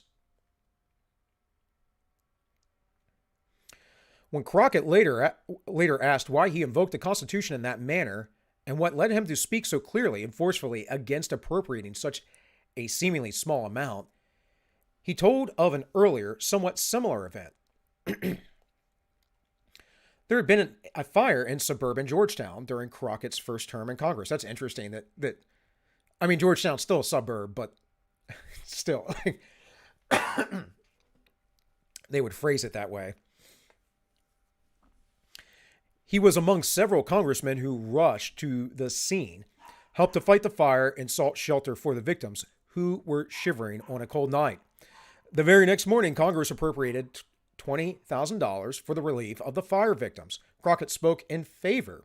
Because there was no opposition, the vote on the issue was recorded in the journal of that day's proceeding, and a listing was made of those who voted for and those who voted against the appropriation.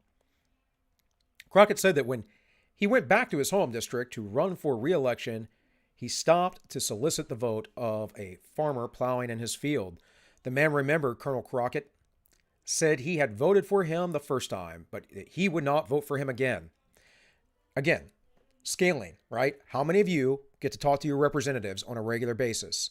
By the way, guys, if it gets loud, my wife's friend just showed up. So, hard to say. You know how the ladies go. They get to yapping. If there's any background noise, that is. So, anyways, as I was saying there, like, do you see your congressman on the street and can you approach them? Can you do these things? Can you talk to these people? Do you have any say or influence over them? This man was a farmer and he influenced his congressman very simply. The farmer had read the newspaper account of that $20,000 gift to victims of the fire. He saw Crockett's name list as supporting the measure. The farmer then proceeded to explain to the congressman Crockett, the power of collecting and dispersing money at pleasure is the most dangerous power that can be trusted to man. Is it not?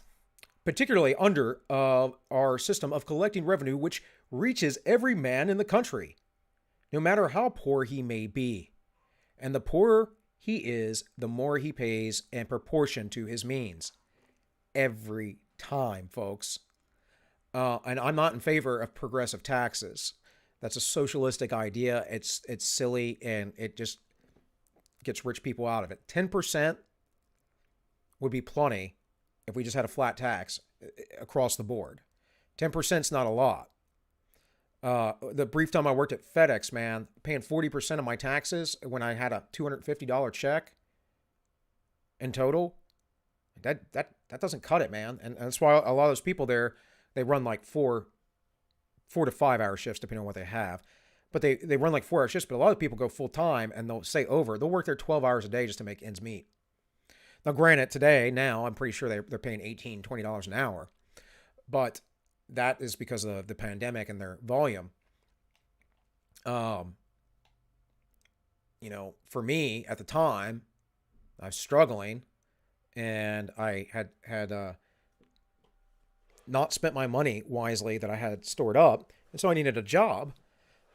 But, you go to cash your paycheck, and you're like, this is it? And then you look at how much tax was taken out, and you're like, holy cow. Like, why am I getting taxed 40%? Nearly. Or 30 plus percent, whatever it is. I'm like, why am I getting taxed this much? I barely make any. This isn't even like a minimum wage thing right now. Like, this is below poverty level. Why are you taxing me at this level? So for me, I think just 10% across the board would just be easy, but whatever. People probably tell me why flat tax is not a good idea. I don't know. The power of collecting and distributing money. Yeah. I read that. No matter how poor he may be, the poorer he is, the more he pays. What is worse, it presses upon him without his knowledge where the weight centers. For there's not a man in the United States who can ever guess how much he pays to the government. And man, that's a true statement today. Can you really guess what you pay to the government? Because you don't think about all the taxes that are behind the scenes that you pay. Like on your phone bill, there's a tax on that. There's gas taxes, there's food taxes, depending on if it's prepared or not. There's taxes, of course, like sales taxes. Then there is income taxes, social security, unemployment, blah, blah, blah, blah, blah, socialism. And then you go home with, 70% of your pay. While you were contributing to relieve one, you were drawing from thousands who were even worse off than he. If you had the right to give anything, the amount was simply a matter of discretion with you.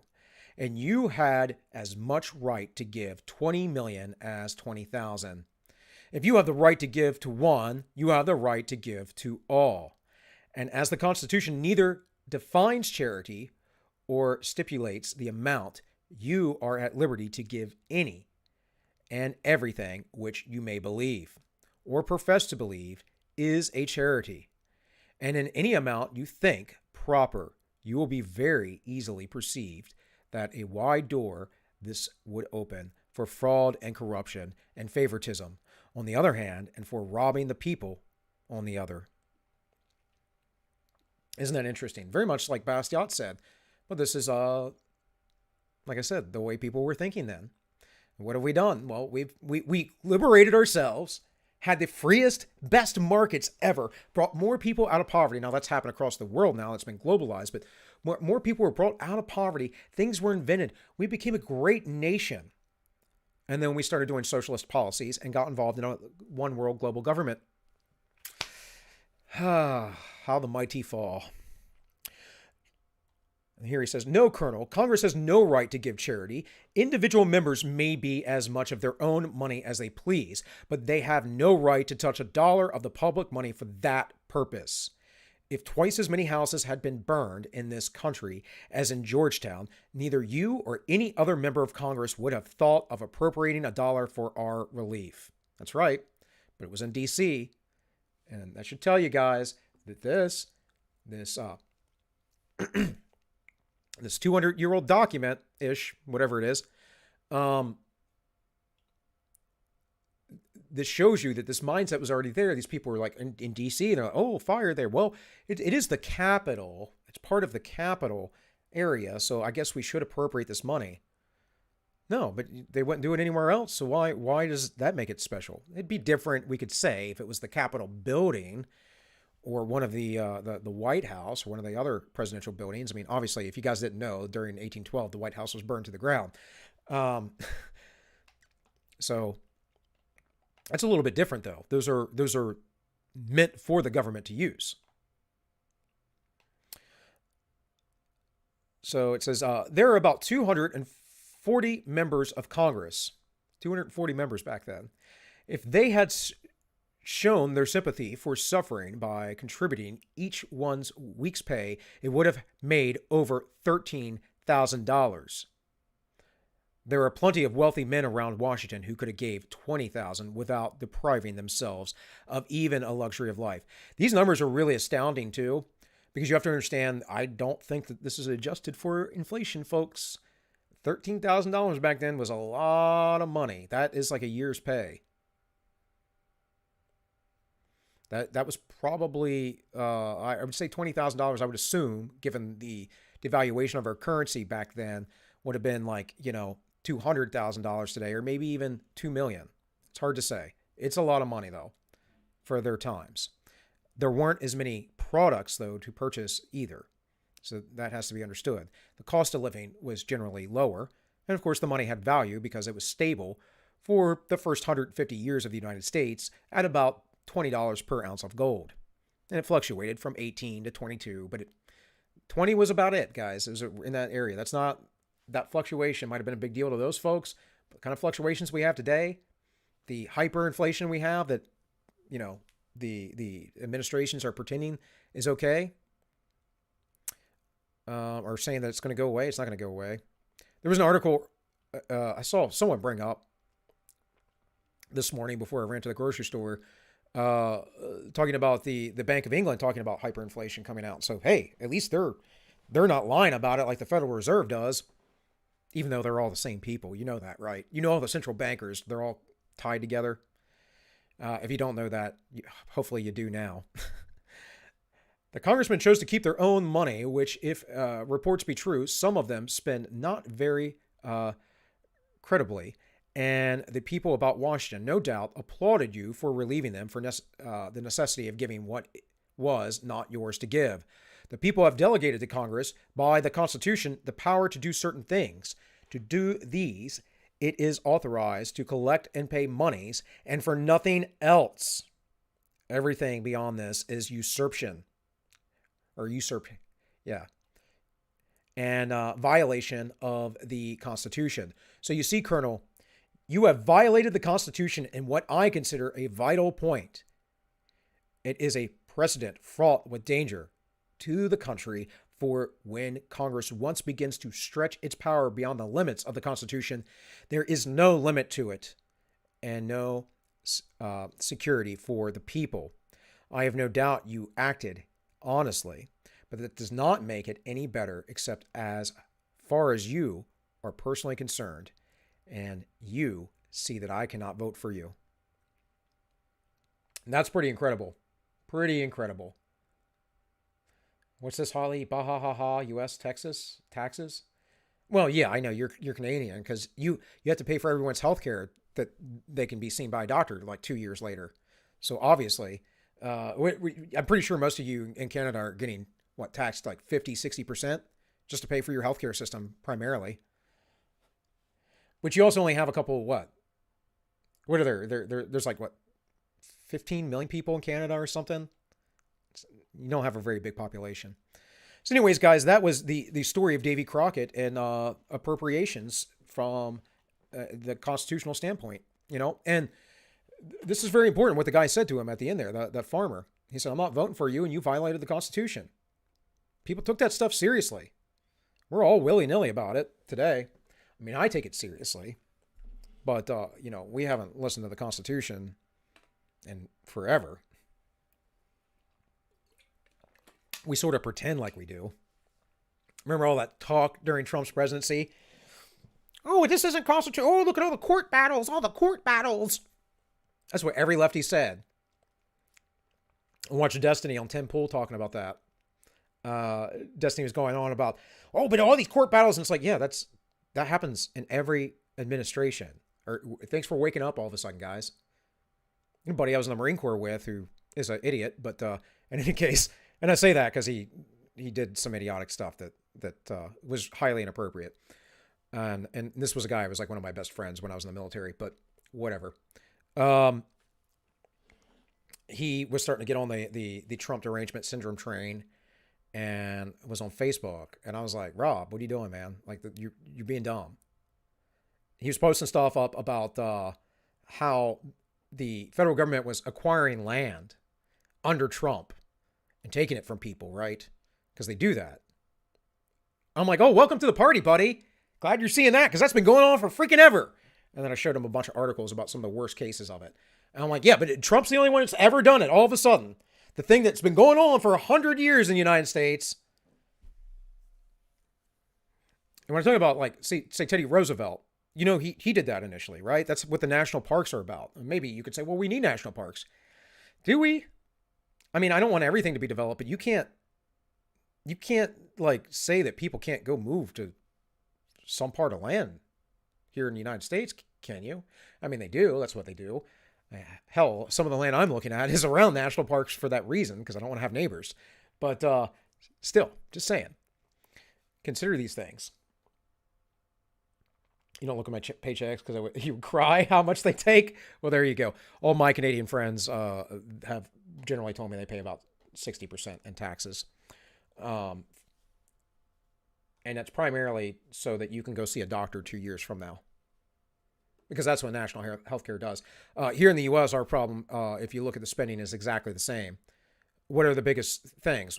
Well, the left will always go, the military. The military spends the military. Okay, right.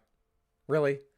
Like, the military is the largest portion of the United States federal budget after Social Security, Medicare, and Medicaid. Those make up over 60% of the federal budget. Those three socialist programs, because that's what they are. They are socialist programs. Those three programs alone are like over 60% of the American federal budget. That's what socialism does, guys. It drains the budget. It makes everyone poor.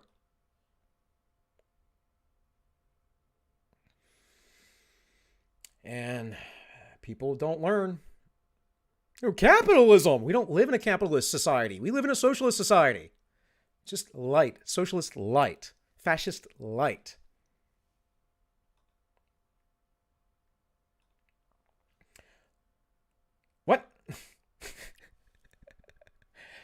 Val did the math. Thank you for the donation, Val, over on Entropy.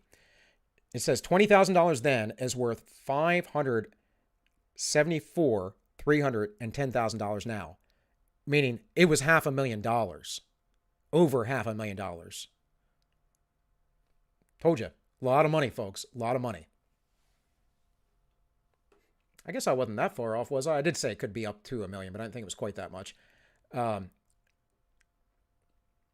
the way, Val, thank you once again for your generosity.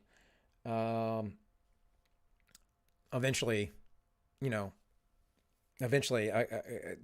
all these little donations that you guys give, whatever they are, $2, $3, $5, $10 if you give one, give me a super chat over on Entropy. Eventually, I'll be able to draw all that out and be able to do some things like maybe update some of my tech stuff. Maybe invest in some other stuff for the show. And of course, it will be used in part to help out my family. But I'm hoping that the book I'm writing will be a good income earner, because as far as self-publishing goes, the paperbacks you get about $1 for, and they're more expensive, or hard books or whatever. But ebooks, you get 70%. So I would get 70% of royalties, and I would own all my rights. So if I sold 10,000 copies, which is very achievable, it's about what's average for authors. I would love the book to be popular, of course. And we're going to, given that my wife and I know some high profile people, we're going to distribute it around. Hopefully we'll gain some popularity. But aside from that, if I sold 10,000 copies at about $10 a piece, I made $70,000. So maybe if I wrote a book once a year, I could have a steady income, stuff like that. Right. So, for now though, I'm doing this because this is important. Building these communities is important. A lot of you come from Don's channel, that Don's planning Pleb Ranch, right? We're going to have to do these things, guys. It will come eventually. Hosed? Yeah.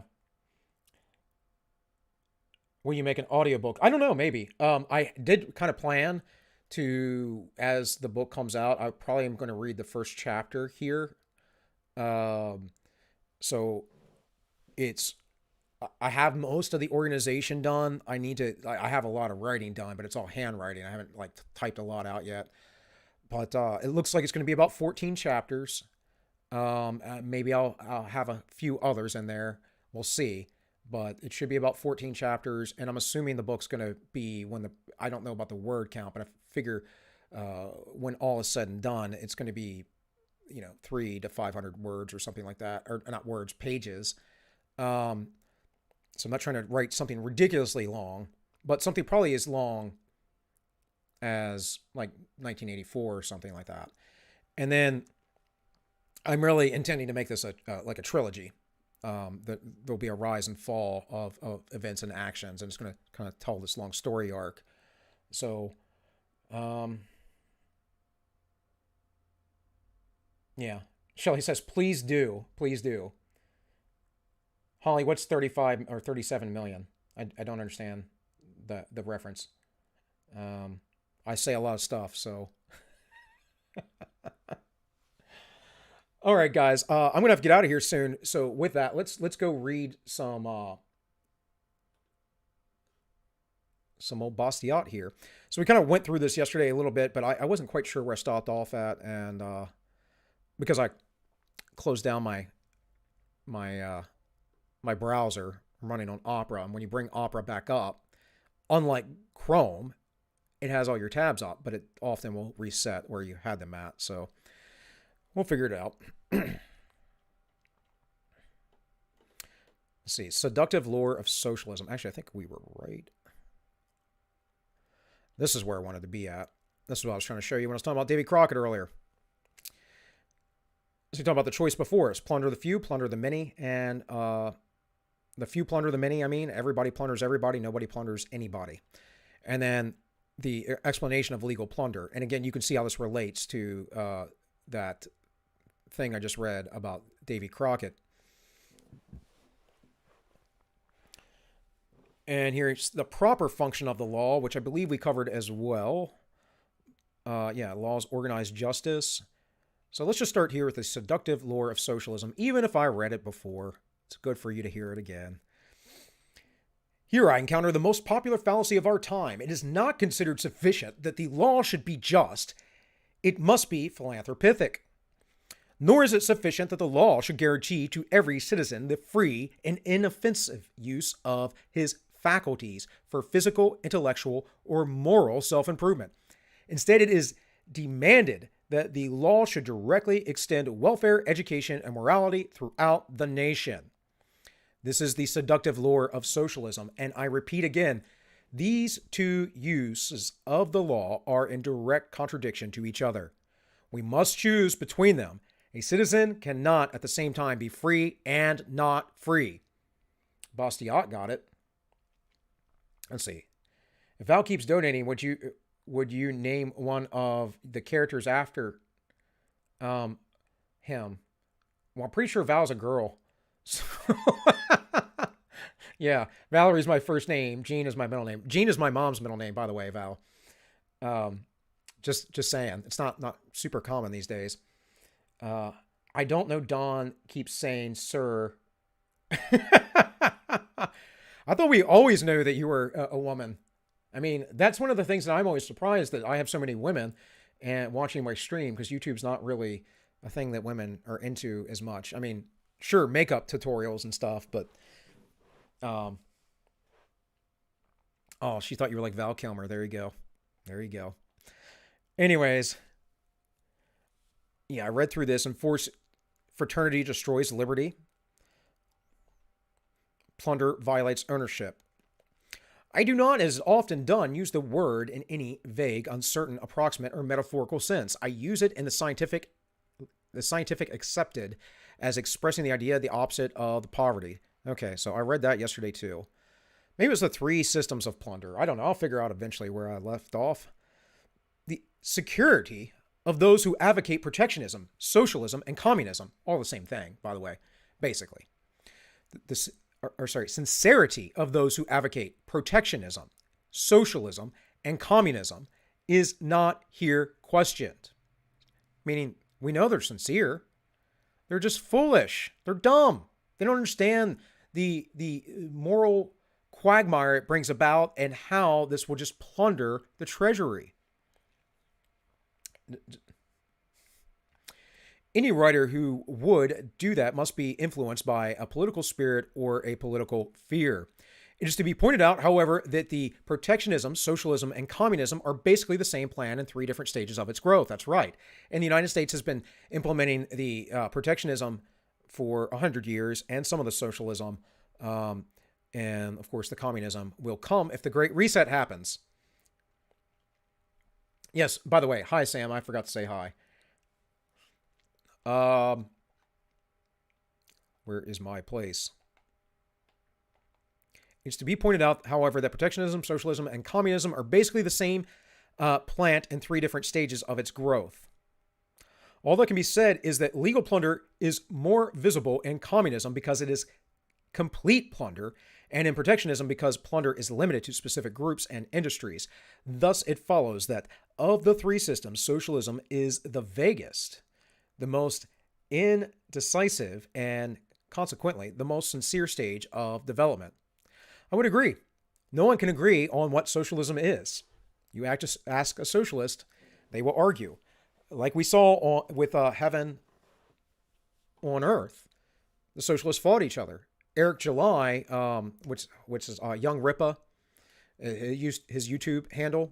But Eric talks about, he's covered this, how they fought each other. He's got some pretty good videos on that, by the way. Of course, Razor Fist has some pretty good videos on how fascism and socialism are the same thing. And then Tick History, T-I-K History, which I think I might bring up. And he's just a World War II buff, but talks about these systems all the time. And he understands very well how you break down the basics. There's public and there's private. Public is the government. Private is you. It's pretty simple. Once you make something public, it's the government running it. And it's not good. It's not good. All right, Val. Well, you have a good one at work. Hopefully, it's not a long shift, whatever you do. But sincere or insincere, the intentions of a person are not here under question. In fact, I have already said that legal plunder is based partially on philanthropy, even though it is false philanthropy. Right, because it just impoverishes everybody. Oh, Holly, the population of Canada. Is it that high? I thought it was smaller than that. But it's not, I think New York State has more people, or close to as many people as Canada has, something like that. Because I think New York's around the 20 million mark. Maybe it's more than that. Maybe that's in the city. I don't remember. I think there's 13 million in the city itself, and the rest of them live in the state. Anyways, whatever.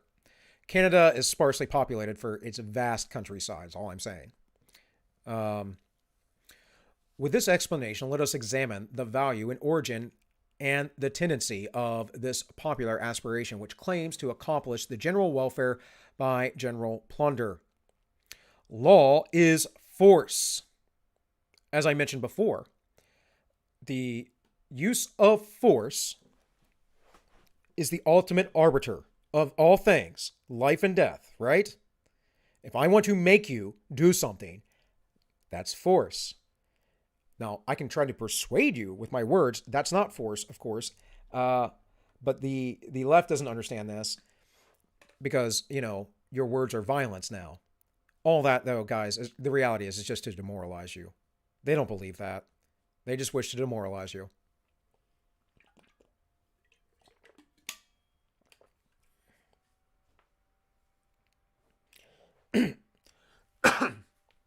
Oh, Sam, well, no worries, man. I mean, I don't expect everybody or anybody to be in the chat necessarily. I do appreciate you guys being here every day. It gives me something to look forward to.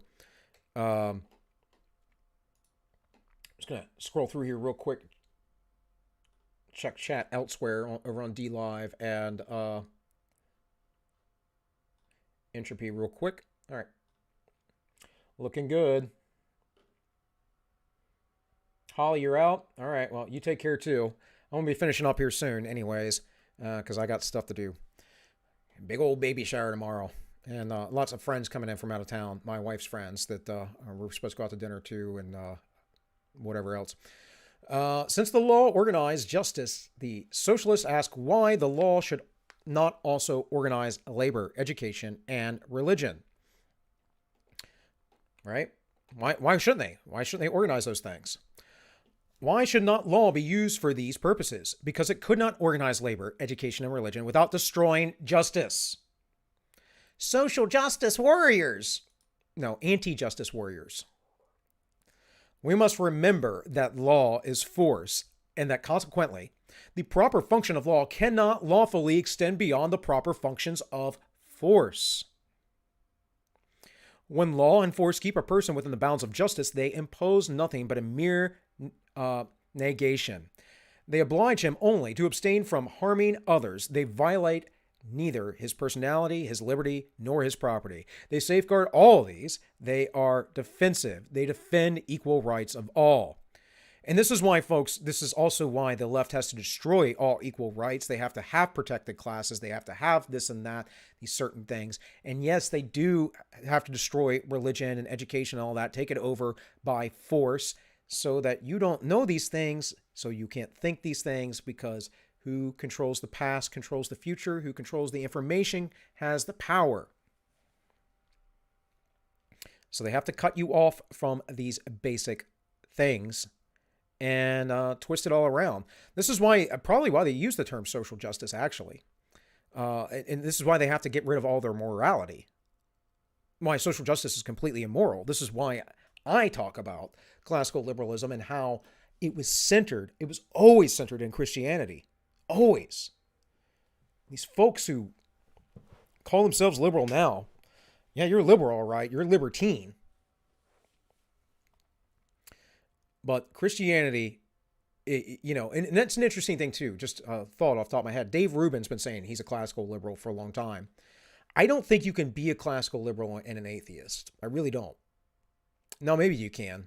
but I don't think that you can, because none of the people that I'm aware of back in the day were, right?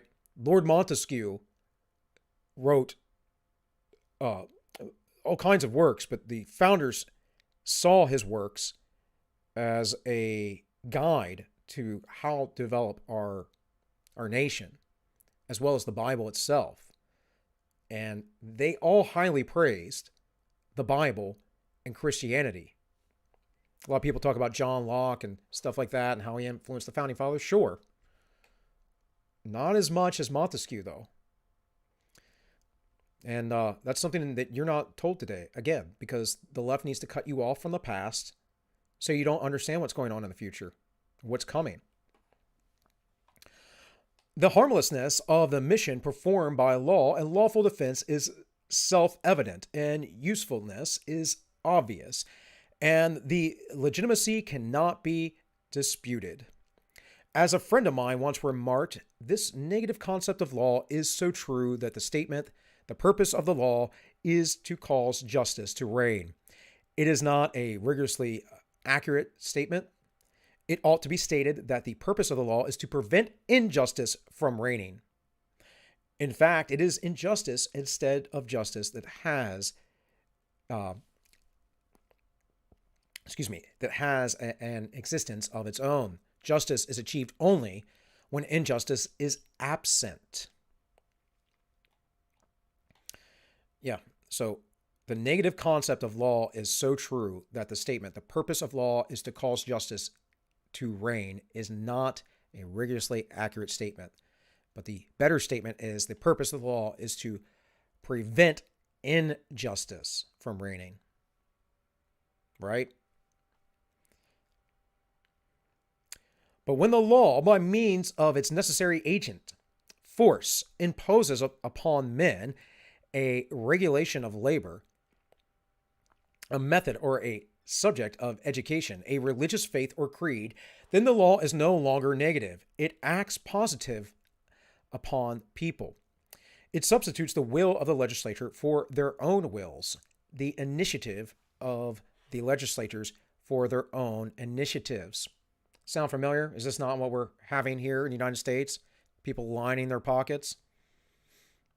When this happens, the people no longer need to discuss, to compare the plan ahead. The law does all of this for them. Intelligence becomes useless, a useless prop for the people. I say these things, obviously I just say stuff off the top of my head. I don't script anything. I say these things as I'm reading this. I say them, and then right after I say them, he says it. Does that not... I don't know. Does that not like confirm my thoughts on this here? Like I said, I'm not reading the law all the time. I read this, I don't know, man. I might have been 26 when I read this. That's 14 years ago. I refer to it on occasion, but I've never read through this again since the first time I read through it. I can tell you that. But when you're in the right mindset, when you're coming from the right place, you just see the simple, basic first principles of things. And when you have a good understanding of history, not that I'm any expert in history, but when you have a good understanding of history and human nature, you understand these things as well. And so, yeah, they need to get rid of the intelligence, the intelligentsia. And that's why we have the experts today, folks, right? Because you're not intelligent enough to make up your own mind. You have to have experts from on high, that is, God kings, tell you what to do. They cease to be men. They lose their personality, their liberty, and their property. Yep. Try to imagine a regulation of labor imposed by force that is not a violation of liberty. A transfer in wealth imposed by force that is not a violation of property. If you cannot reconcile these contradictions, then you must conclude that the law cannot organize labor and industry without organizing injustice. So again, imagine a regulation of labor imposed by force that is not a violation of liberty. Do we regulate labor by force in the United States? I know, again, our international listeners, you guys, for sure. In the United States, absolutely. A transfer in wealth imposed by force is not a violation of property? Of course it is. If you cannot reconcile these contradictions, then you must conclude the law cannot organize labor and industry without organizing injustice. This is based on first principles, and his first principles are in Christianity. That's why he sees it. And the left, they don't have that, which is why they destroy it. Their first principles are burn it all down so we can get control. And as Tank often says over on the Ends Justify the Memes, these people want to write, communist slam poetry and get paid. Or they want to be the boss. They want to be the managers.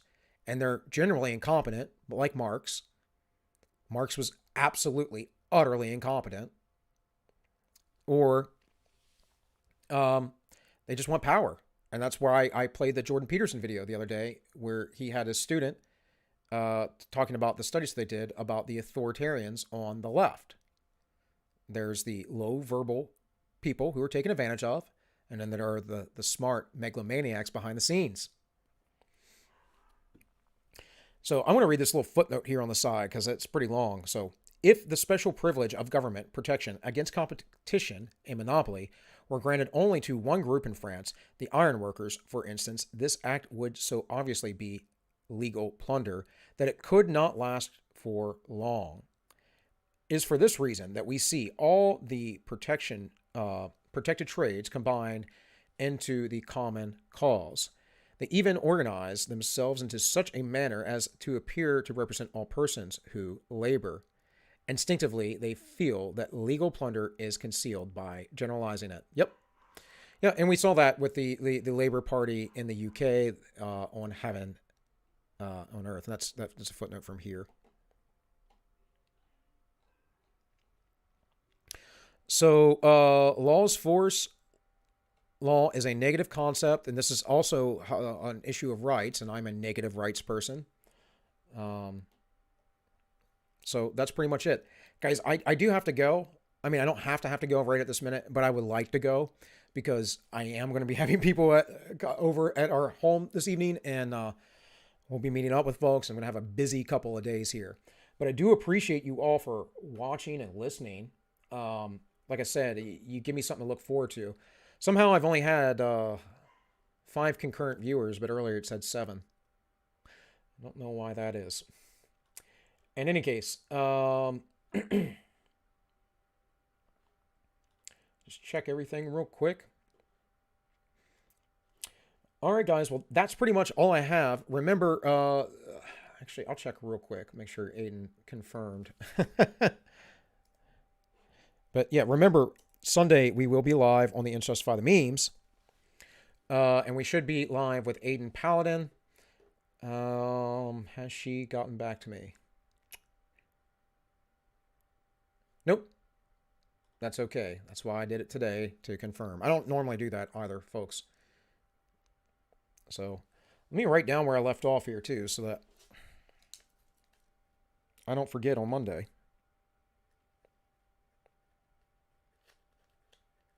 All right. All right, guys. Any parting shots before I jump out of here?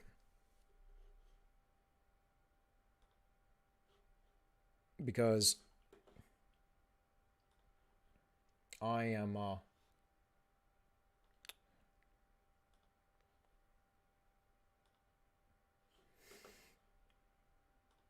I'm just going to have to go.